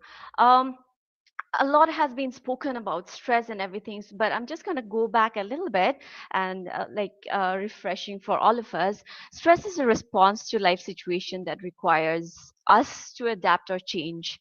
Anything that challenges a person requiring some kind of adaptation. So stress is anything that challenges us and requires some kind of adaptation. Serious stressful events include losing a loved one, getting fired from jobs, being victims of crime, conflicts with close people, etc. Stress is often associated with negative events, but positive events and experiences may be stressful as well. For example, performing well in school, getting new job, starting new relationships, like getting married, having a baby, etc. You know, so in order to understand our vulnerabilities towards stress, I think it's important for us to actually I'm going back a little bit from all that we have talked so much in terms of understanding stress. We use the term stress so loosely, and I mean, we keep using it in our daily lives a lot, but a lot of us do not actually understand even the symptoms of stress, right? And when we don't understand the symptoms of stress, we don't actually recognize the symptoms of stress and we don't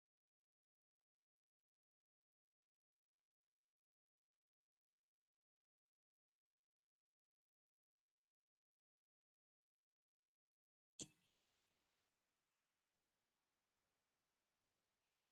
I think there's some network connectivity there, ma'am. As I said, it will be like a review for all of us. So yeah, um, looking into physical symptoms when we have stress, and some of the physical symptoms that we experience are sleep pattern changes. It may be whether I'm sleeping too much or too less, right? There's fatigue. We experience changes in our digestive system. I may have a lot of us, without realizing, we start experiencing gastritis. I have a lot of us get diagnosed with irritative bowel syndrome kind of things. I had start experiencing diarrhea. I start experiencing constipation without even realizing what exactly is it happening, why it's happening, right? There's loss of sexual drive, headaches, aches and pains, infections, indigestion. There's dizziness, there's fainting, sweating, trembling. There's tingling of hands and feet, breathlessness, palpitations, missed heartbeats. uh, so these are a lot of experiences when I mean the symptoms of physical symptoms of stress.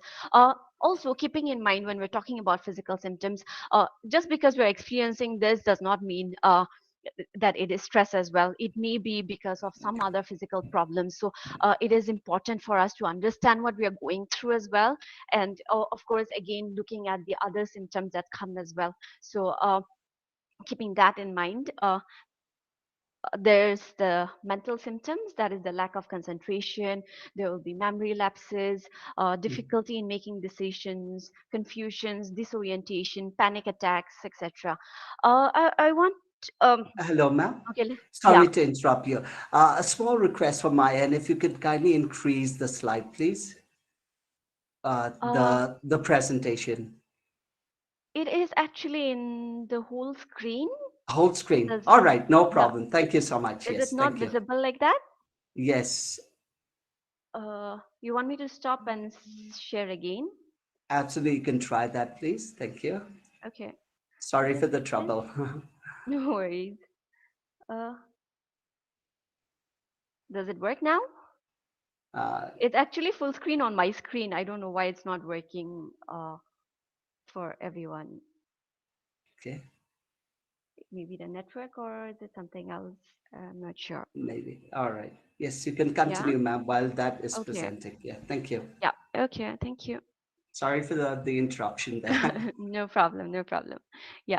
Okay, so the next symptom that I want to talk about is behavioral symptoms.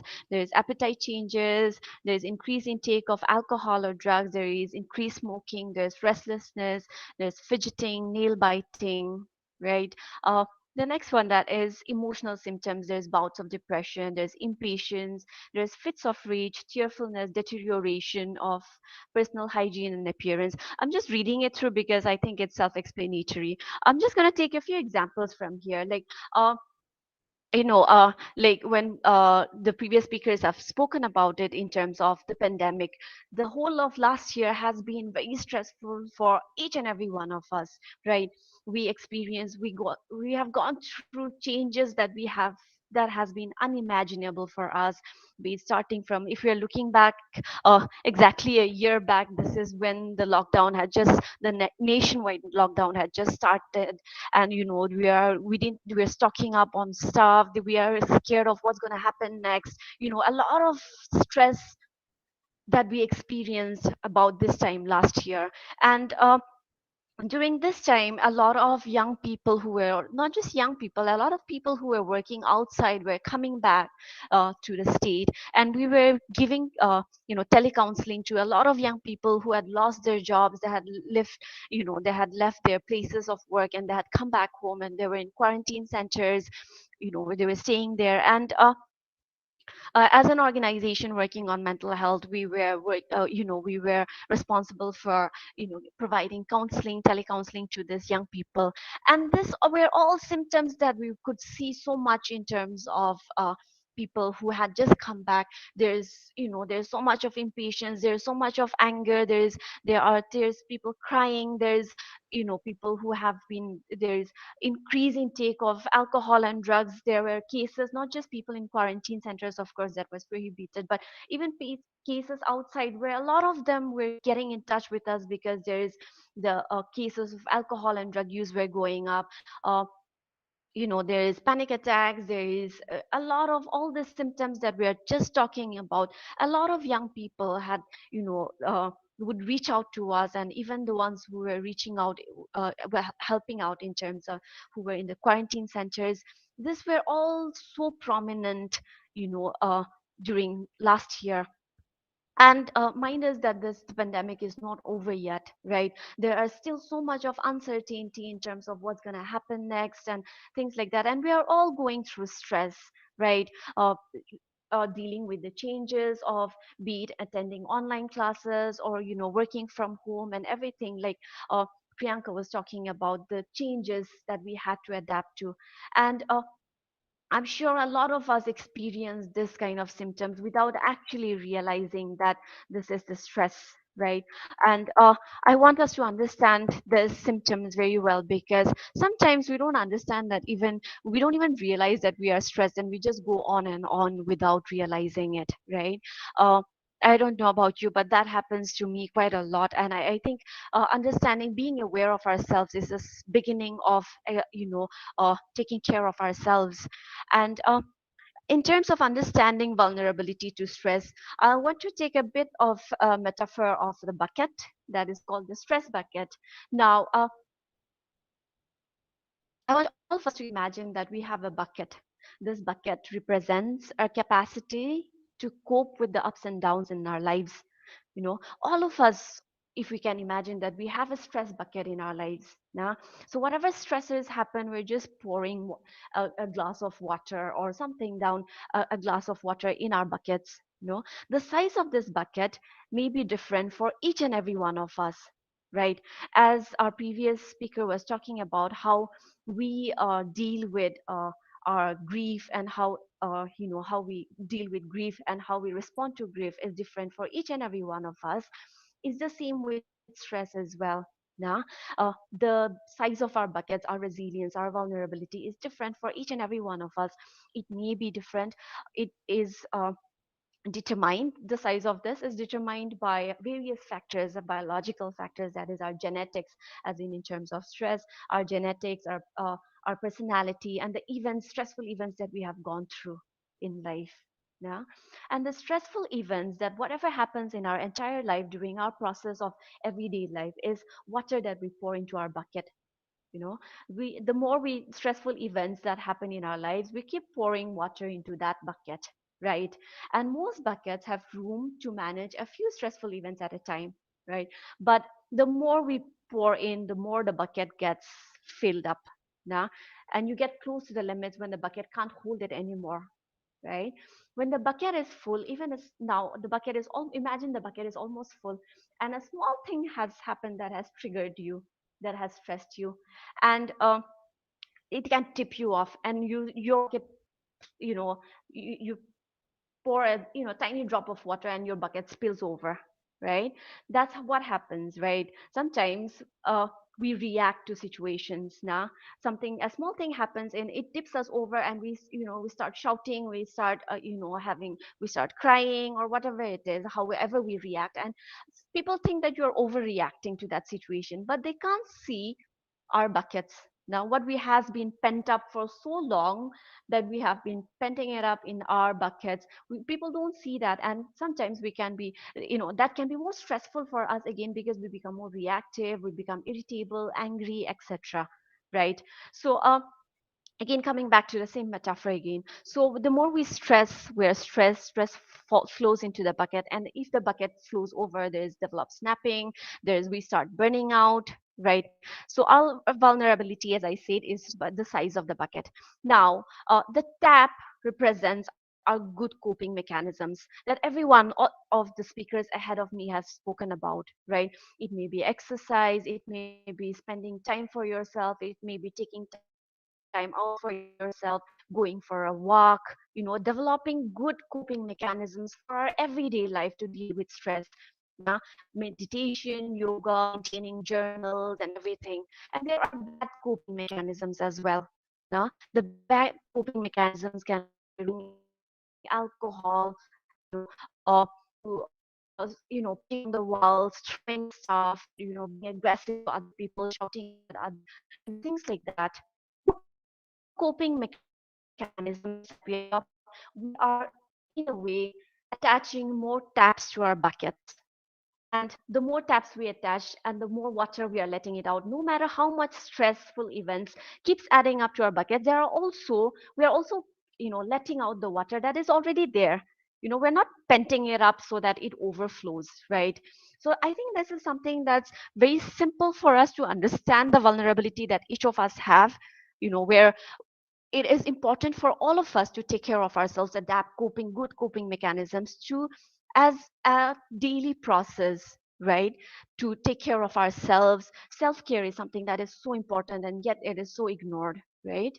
So to taking time out for ourselves, to spending time with ourselves, to let it out, talking to someone about it, about what we are going through. So if that keeps on happening, we are attaching more and more taps to our bucket, so our bucket does not overflow, no matter how stressful events again that comes along our way, because stress is something that's unavoidable, right?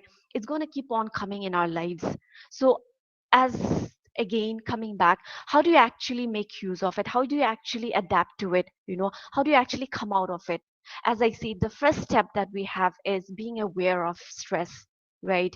uh, all of us are vulnerable to stress, but the most important part of it is being aware that I am stressed, yeah, and realizing that I am stressed, right? These are the symptoms that are of stress.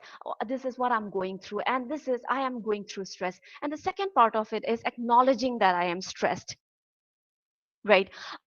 uh, I think this is something that we always hear about, but we give so much of importance to physical health, but when it comes to mental health, it is something that is, because of the stigma, because of everything that is attached to it, we don't acknowledge mental health.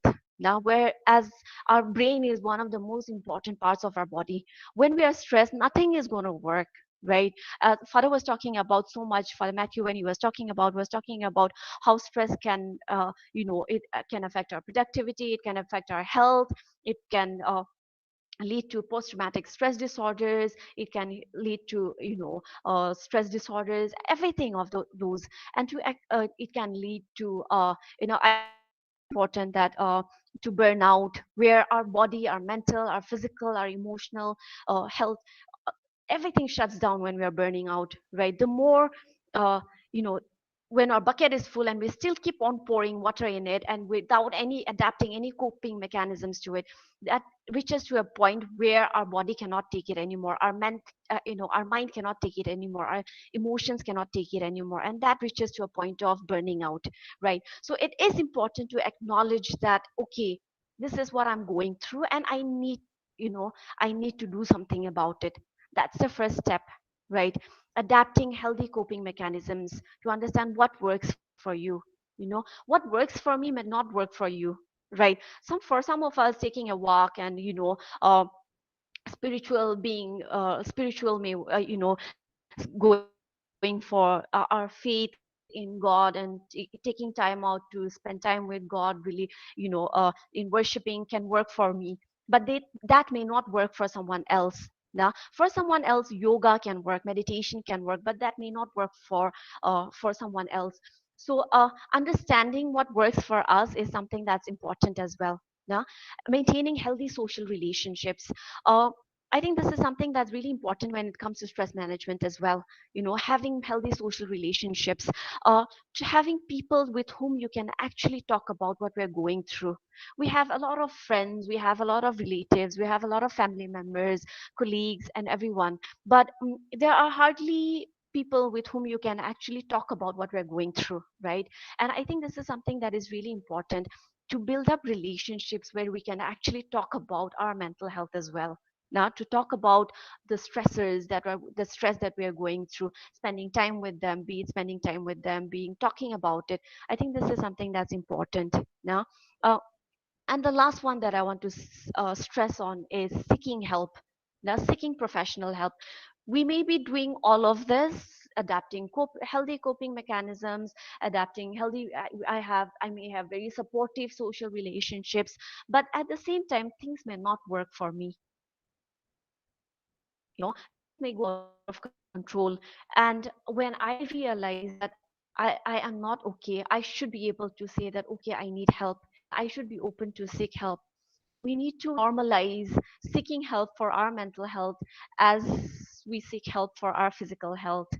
If I have some problem with my stomach, with I have a headache that has been going on, and I'm taking painkillers and I'm taking medications and it's not getting better, uh, I am okay going to a doctor and seeking help about it. But that's not the case with my mental health. There's so much of stigma around it that I would try everything else before I actually go and seek professional help from someone, from a professional, be it a psychiatrist, be it a psychologist, be it a therapist, be it a psychiatric social worker, whatever it is. There's so much of stigma around it, and I think it is important that uh, we normalize mental health, we normalize issues of we normalize stress, we normalize anxiety, we normalize grief, and we say that, okay, I need help to deal with it, I need a professional to deal with it, I cannot do it on my own. And yeah, uh, I think that brings me to the end of my presentation.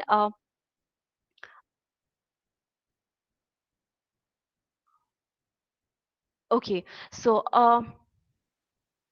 yeah, a lot of it has been shared, so I'm not sharing so much. But yeah, that brings me to my end of my presentation. Yeah, thank you so much for the time. Thank you so much, Ma'am Ghosh, for that thought-provoking message. And what I can take away from your presentation, I hope the rest are doing the same, is I like the point that you just mentioned is identifying the stressors. It's not just identifying them, but I like the point that you mentioned is not just identify them, but also recognize those stressors instead of suppressing them. Learn to accept them. And how you do that is by seeking help. Because majority of us don't seek help because we think that seeking help makes us a weak person. But for me personally, if I seek help, it means that I have a courage, and that makes me a strong person. And thank you for that strong message, ma'am. The second message I'd like is the illustration of the bucket. Thank you so much. And what I learned from that, and I hope the rest have learned from that illustration and the example of the bucket, is we need to track what we pour into our daily lives every single day. And thank you for that powerful message. And thank you so much for your time, ma'am. And we do really appreciate your wisdom. Thank you. And God bless and keep up the great work, ma'am. Thank you. And so I would like to call up Ma'am Priyanka. I can see there's a question for you from Professor Prasenjit Mitra. Ma'am, are you there?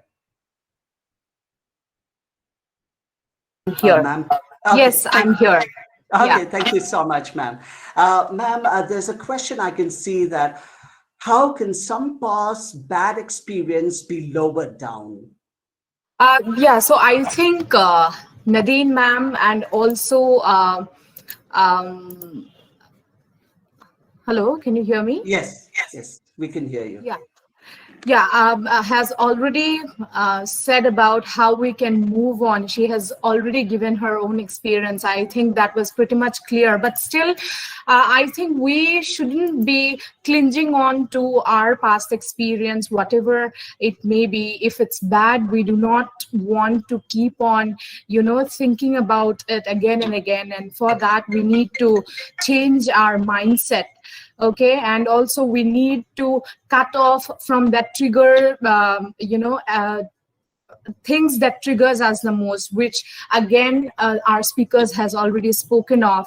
We can also set newer goals for ourselves to just move on from that phase. And most importantly, we should be able to let go and forgive whoever has caused that pain, if possible. And also most importantly, to be able to express gratitude for whatever has happened and learn from it, and consider it as a lesson to life. I think that's about it. Thank you so much, ma'am. Yes, absolutely, you're right. Being thankful and being grateful every day, and that's a blessing. And thank you for that. And I can see there's another question: is how in believing life after help us in coping?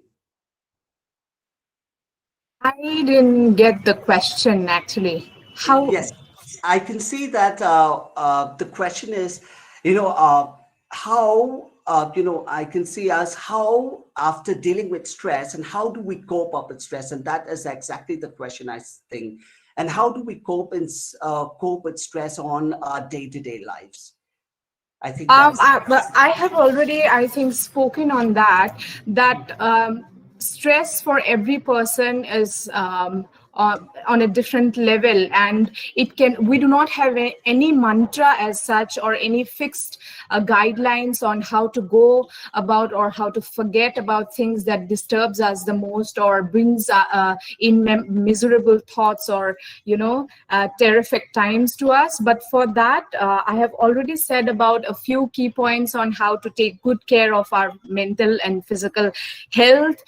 So first thing which I have already spoken is practicing acceptance. We have to accept that situation or problem has aroused for a reason, and we should not try and point out fingers to blame someone for that. Instead, accept it at it as it is and learn from that experience. So that is one of the most important thing. And also, I think, like I said, changing your mindset, because the way I perceive a certain situation might not be the same like how you perceive it. So it depends on person to person how they take situations. So we should take good care of our mental and physical health. We should be analyzing our own status. We know when we are at the best version of ourselves. So if we can analyze that we are not keeping well mentally and physically, there's no one else who can point out at you and say that, okay, you're not doing well mentally, so you need to. First and foremost, it's us who will realize and recognize if there's any change within us or even on the exterior part, that is our physical body. So we need to keep a check on that, and which is why I said the fourth key point was, I guess, check in with yourself. That's very, very important.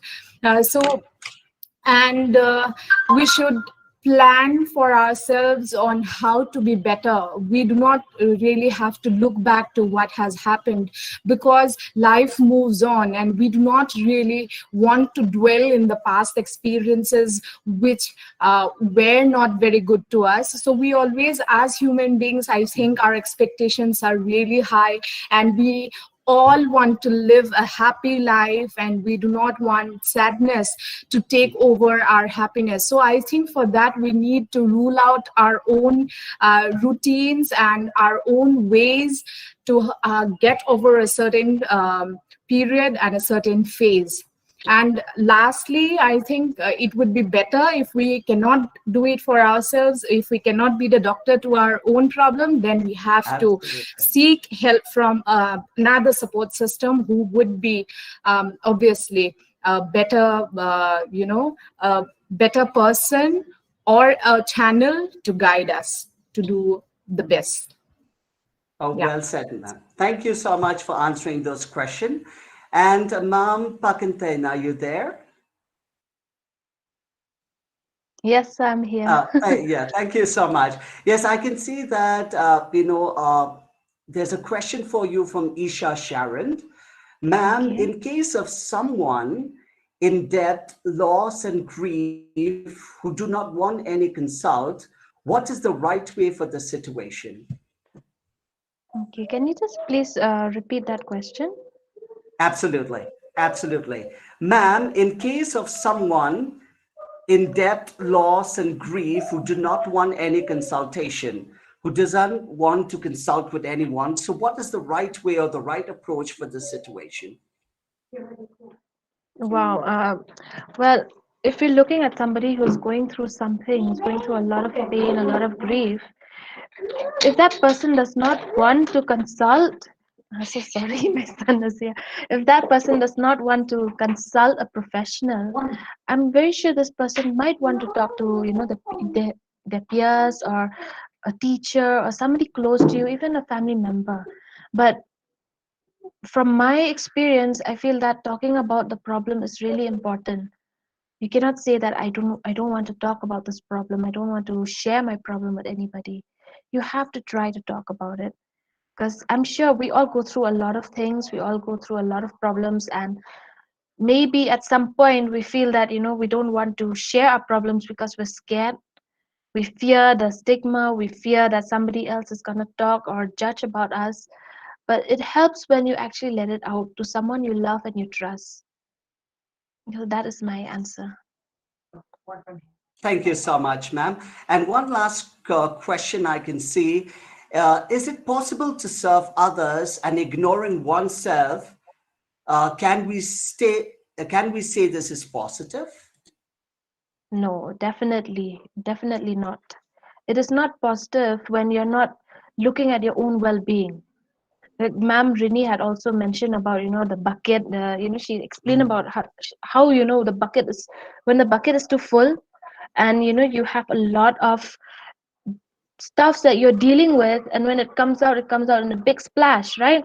So in a similar way, okay, similar example that I can give you is that if your bucket is too full, okay, and you're not looking at yourself anymore, you're not looking at your own needs anymore, and you're trying to fill everybody else's needs, you're never going to be happy. At the end of the day, if you want others to be happy, you have to start being happy first. So that is my my answer, is that you cannot serve others, you cannot be a slave to other people's happiness if you're not looking towards your own happiness first. Thank you That's so my much, answer. ma'am, and thank you for answering that question. Ma'am Rini Ghosh, are you there? Yeah, I'm here. Okay, yes, ma'am. Thank you so much. I can see that there's a question here. How can we identify someone who's dealing with stress and how can we help them? Yeah, the to identify someone who is dealing with stress is something that I think the symptoms that I had already mentioned. There can be physical symptoms of what they're going through in terms of whether they're sleeping too much, where they can't sleep at night, they can't concentrate in their work. There's irritability, there's rage, things like that. A lot of things, if you can, from the various symptoms, from every aspect, be it the behavioral, be it the emotional, be it the mental, physical, from the various symptoms, if you can see someone actually portraying symptoms like that, I think it's easier to identify, right? In helping someone, how can we help someone? It can be as simple as going and being there for them, talking to them and letting them know that you are there for them. Okay. Even as simple as going and taking them out for a break, things like that, or talking to them about what they're going through. Okay. uh, and if it is beyond both of your capacities, as in if the person does not want to open up to you, or even referring them to someone, to a professional who can actually help this person out, is something that's important, right? Yeah. Thank you. Thank you so much, ma'am, for that input. I can see another question is, ma'am, what if someone has lost faith in life itself? How to motivate him to seek counseling services?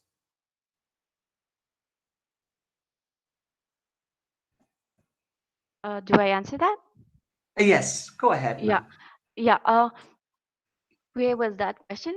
Can you please repeat it as well? Thank you. Absolutely, yes. What if someone has lost faith in life itself? How to Uh-huh. motivate him or her to seek counseling services? Okay.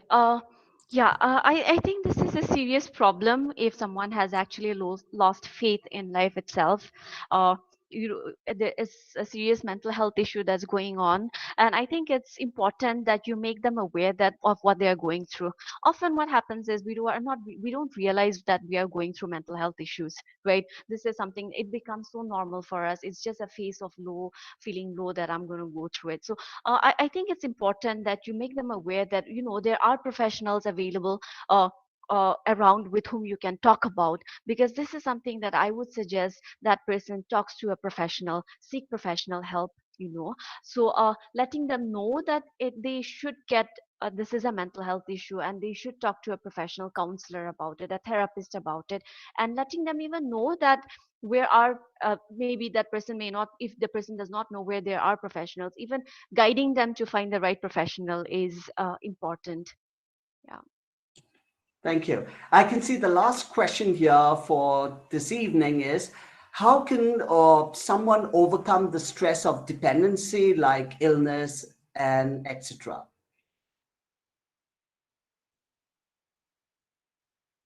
I am actually not understanding the question. Okay. Stress of Sona Bhat, dependency. are you there? Sona Bhat, that's a question from you. So if you would kindly enlighten, the question so that ma'am could answer that for Yes, you. good afternoon, sir. Yes, good afternoon. Yes. Yes, Yeah. actually, I am from Srinagar.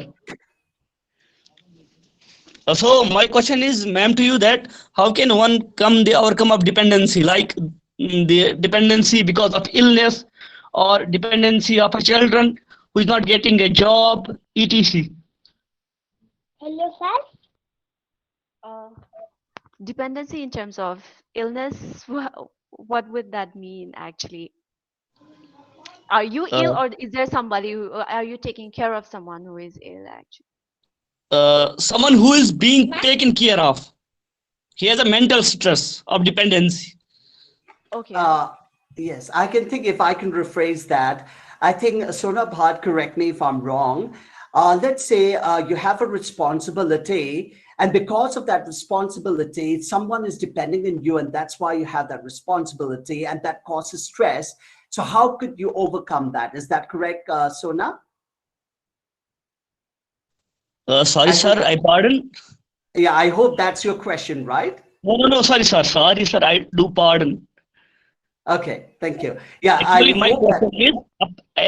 question is, sir, that if Uh-huh. the patient is dependent on others Okay. for different reasons because of his her Okay, illness. okay, all right, Okay. okay. Okay. I think Okay. hope you got it, ma'am. Yeah. Yes.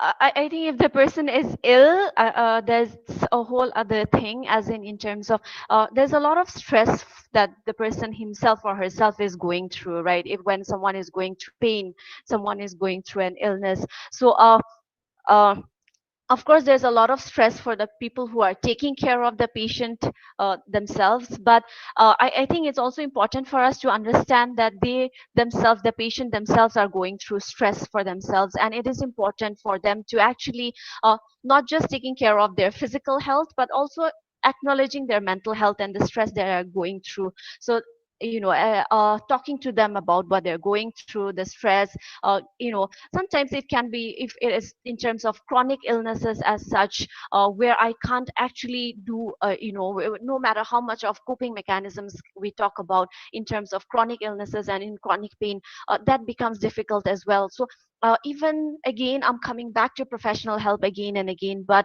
in situations like this, seeking help from a professional counselor becomes important as well, in terms of chronic illnesses, in terms of chronic pain, where dealing with that level of stress becomes even more difficult. And even that goes the same for the caregivers. It can be very stressful for taking care of someone who is ill, but it is important to take care of our own selves again, right? The first question, the previous question that was asked about, is it okay to go on taking care of others while ignoring myself? So that's not done, right? We tend to get carried away taking care of others, but it is important to actually take care of ourselves, because we can't pour from an empty cup now when it comes to care, when it comes to help, when it comes to support. So for the caregivers as well as for the patient, it is important to take care of ourselves, our mental health, as well as the physical health. Yeah, if that answers the question. Thank you. Thank you so much, ma'am. I think we have two last questions because of the time. Okay, ma'am Pakantanya would help with this question. There's a question, hello, ma'am, good evening. Sometimes it's extremely hard to try and help an egoistic person, someone who has an ego. They often ignore the idea of seeking help or even admit to being in need of help. Convincing them that they need help often leads to argument. How do we help such a person? Okay. Before I go to Shailen Marvin's question, I would just like to add to Ma'am Rini's answer is that caregiver burden is a phenomena that is happening, especially with patients who are having fatal illnesses. For example, patients who are having dementia, patients who are having certain illnesses that they cannot come out of. So the caregiver goes through a lot of stress, and in order to actually help this caregiver, actually maybe talking to the family members and dividing the caregiving responsibilities, that actually helps. So I just wanted to add to Ma'am Rini's answer, and then going to Shailen's Marvin's questions. Sometimes it's extremely hard to try and help an egoistic person.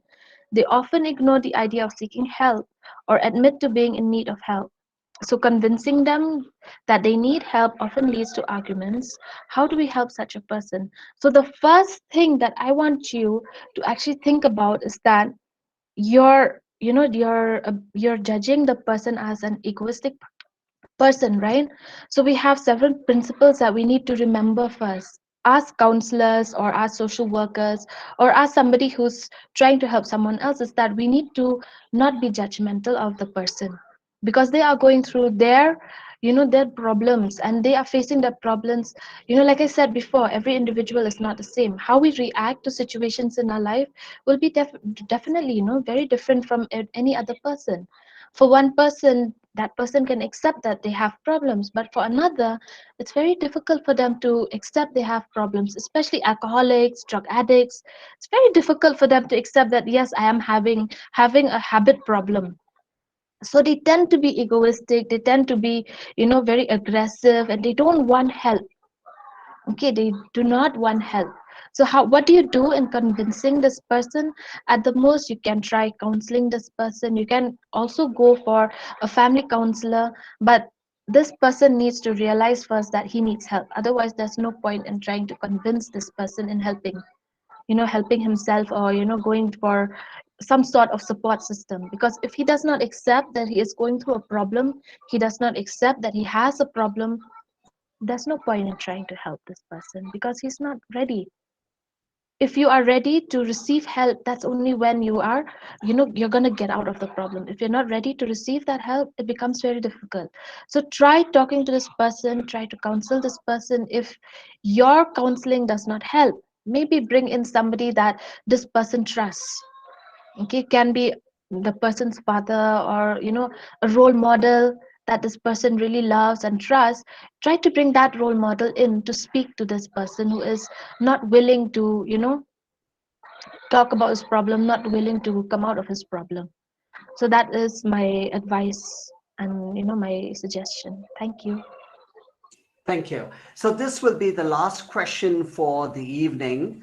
Ma'am Priyanka, if you could help with these two last questions. Are you there? Hello, Ma'am Priyanka.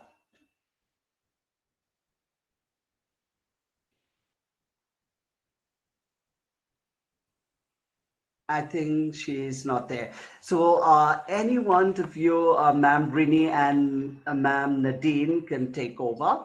The first question I can see, may I know the best mechanism we can apply while talking with a person who is suffering from insecurity in life?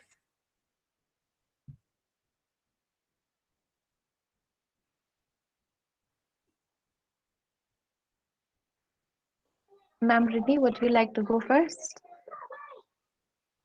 Head, it's okay. You can add to it. Yeah. Yeah. Okay, so I'll move forward. I'll explain. Yes, you go ahead, ma'am. Yes. Okay. So the best mechanism to apply while talking with a person who's suffering from insecurities in life.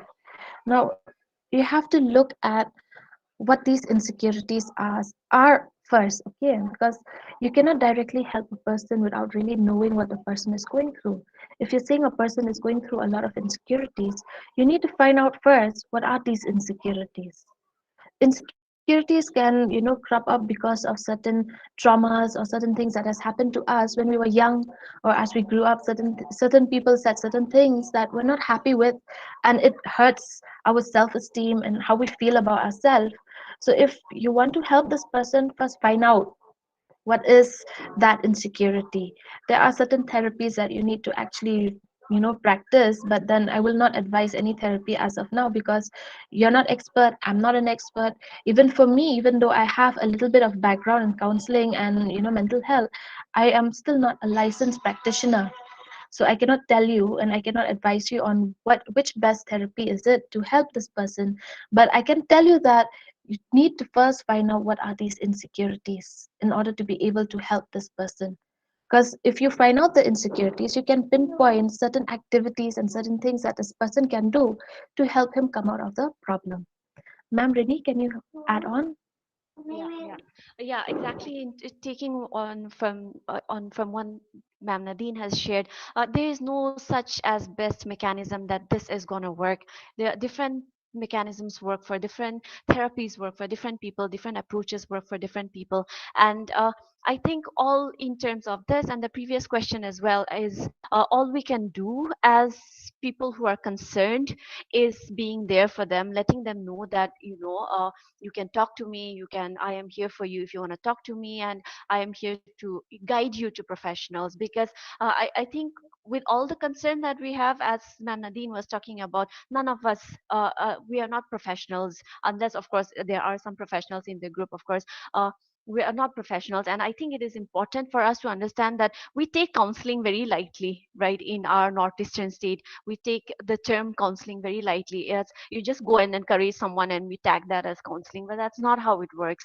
We need professionals when it comes to mental health issues, right? So letting them know that you are there for them, and if they want to share about their insecurities in terms of what they're going through, be there for them, listen to them, and letting them know that they should get help. um, when you do that, people may not open up immediately, but when we reach to a point where I feel like I cannot take it anymore, uh, people naturally come forward and talk to us. I think that's something that they may not accept the help immediately, and I think that's something that for all of us to understand. We may not come and I feel concerned for someone, and I see someone who is stressed, I see someone who is with insecurities, and I, very as a very concerned individual, I go and tell them that, I can say this, do you want to talk about it, I can take you to a professional and things like that. I may reject you immediately, right? But when I know that you are there for me, when I reach to a point where I cannot take it anymore and I know that you're concerned about me, I will come to you now. So I think that's important, that for all of us to be there for people and to keep a check on them. Yeah. Okay, thank you so much. We're running out of time. And for my end, and I would like to sincerely thank Father Matthew, Ma'am Priyanka, Ma'am Rini, and Ma'am Nadine. Thank you so much for your wisdom and for your insight. It's truly a blessing personally for me, and I hope for the rest of the participants as well. So, from my end, I wish you all the best and keep doing the great work that you're doing. And my simple message for this evening from my end is, stress is truly a fact of life, but it should not be a way of life. And for me personally, is my message to the rest is to take some time to explore and evaluate the stressors in your life. And when you do that, you will try to make big changes in your life sooner or later. And that's how growth and development starts. So remember, to all the participants here, only you can make it happen. No one else can do that for you. You have to do it for yourself. So my message to all of the participants here is bring out the best in you, the best version of you, not the stress in you. Remember, it's not the load that brings you down, it's the way that you carry it. So, my message to you is stop stressing and start living a peaceful and happy life. So, all I can say is to keep smiling always, no matter what. And thank you so much, everyone. And to end up and to close the session, I would like to invite on stage Mrs. Ibakor Karbuli to share her vote of thanks. Thank you so much, Bayar. I take this opportunity on behalf of ECSSRCT to pronounce the vote of thanks. Nothing that begins well ends well without a note of gratitude. I would like to express our gratitude to our keynote speaker, Father Matthew C. Paul, for delivering the keynote address. Our guest speakers, Ms. Priyanka Bora, Ms. Nadine Parkinton, and Ms. Rini Ghosh, for having spared their valuable time to deliver their inputs on this webinar, Stress or Way of Life or Fact of Life. Thank you, and may God continue to bless you as you render your services to the society. I would also like to appreciate Serendip Guardians for collaborating with us in this program. Thank you, and we look forward for more collaborations in the near future. I would also like to thank Father Ashok Reddy for his opening prayer and Mrs. Sasana Karkongor for your warm welcome. My thankfulness also goes to Mr. Bayar Karbuli for his role as moderator throughout the program. My sincere gratitude goes to everyone who has participated and be a part of this webinar. Lastly, my note of gratitude goes to all those who are involved in one way or the other to make this program a success. Thank you and God bless. Thank you so much, Mrs. Ibakor Karbuli, for those kind words. And before we end, I would like to request all the participants before you logged off from today's event to kindly, share your overall experience, just a few words on the chat room, and that will be truly appreciated. So from my end, from the entire team, thank you all, and thank you, Father Matthew, thank you, Miss Nadine, thank you, Miss Priyanka, Miss Rini, and also Father Reddy as well. And all the participants, remember to keep smiling. Life is precious, life is a gift, and life is a blessing. So have a wonderful evening and a great weekend ahead. Thank you, everyone. From my end, bye-bye, and God bless you. Thank you. Thank you, everyone. Bye-bye. Thank you, sir.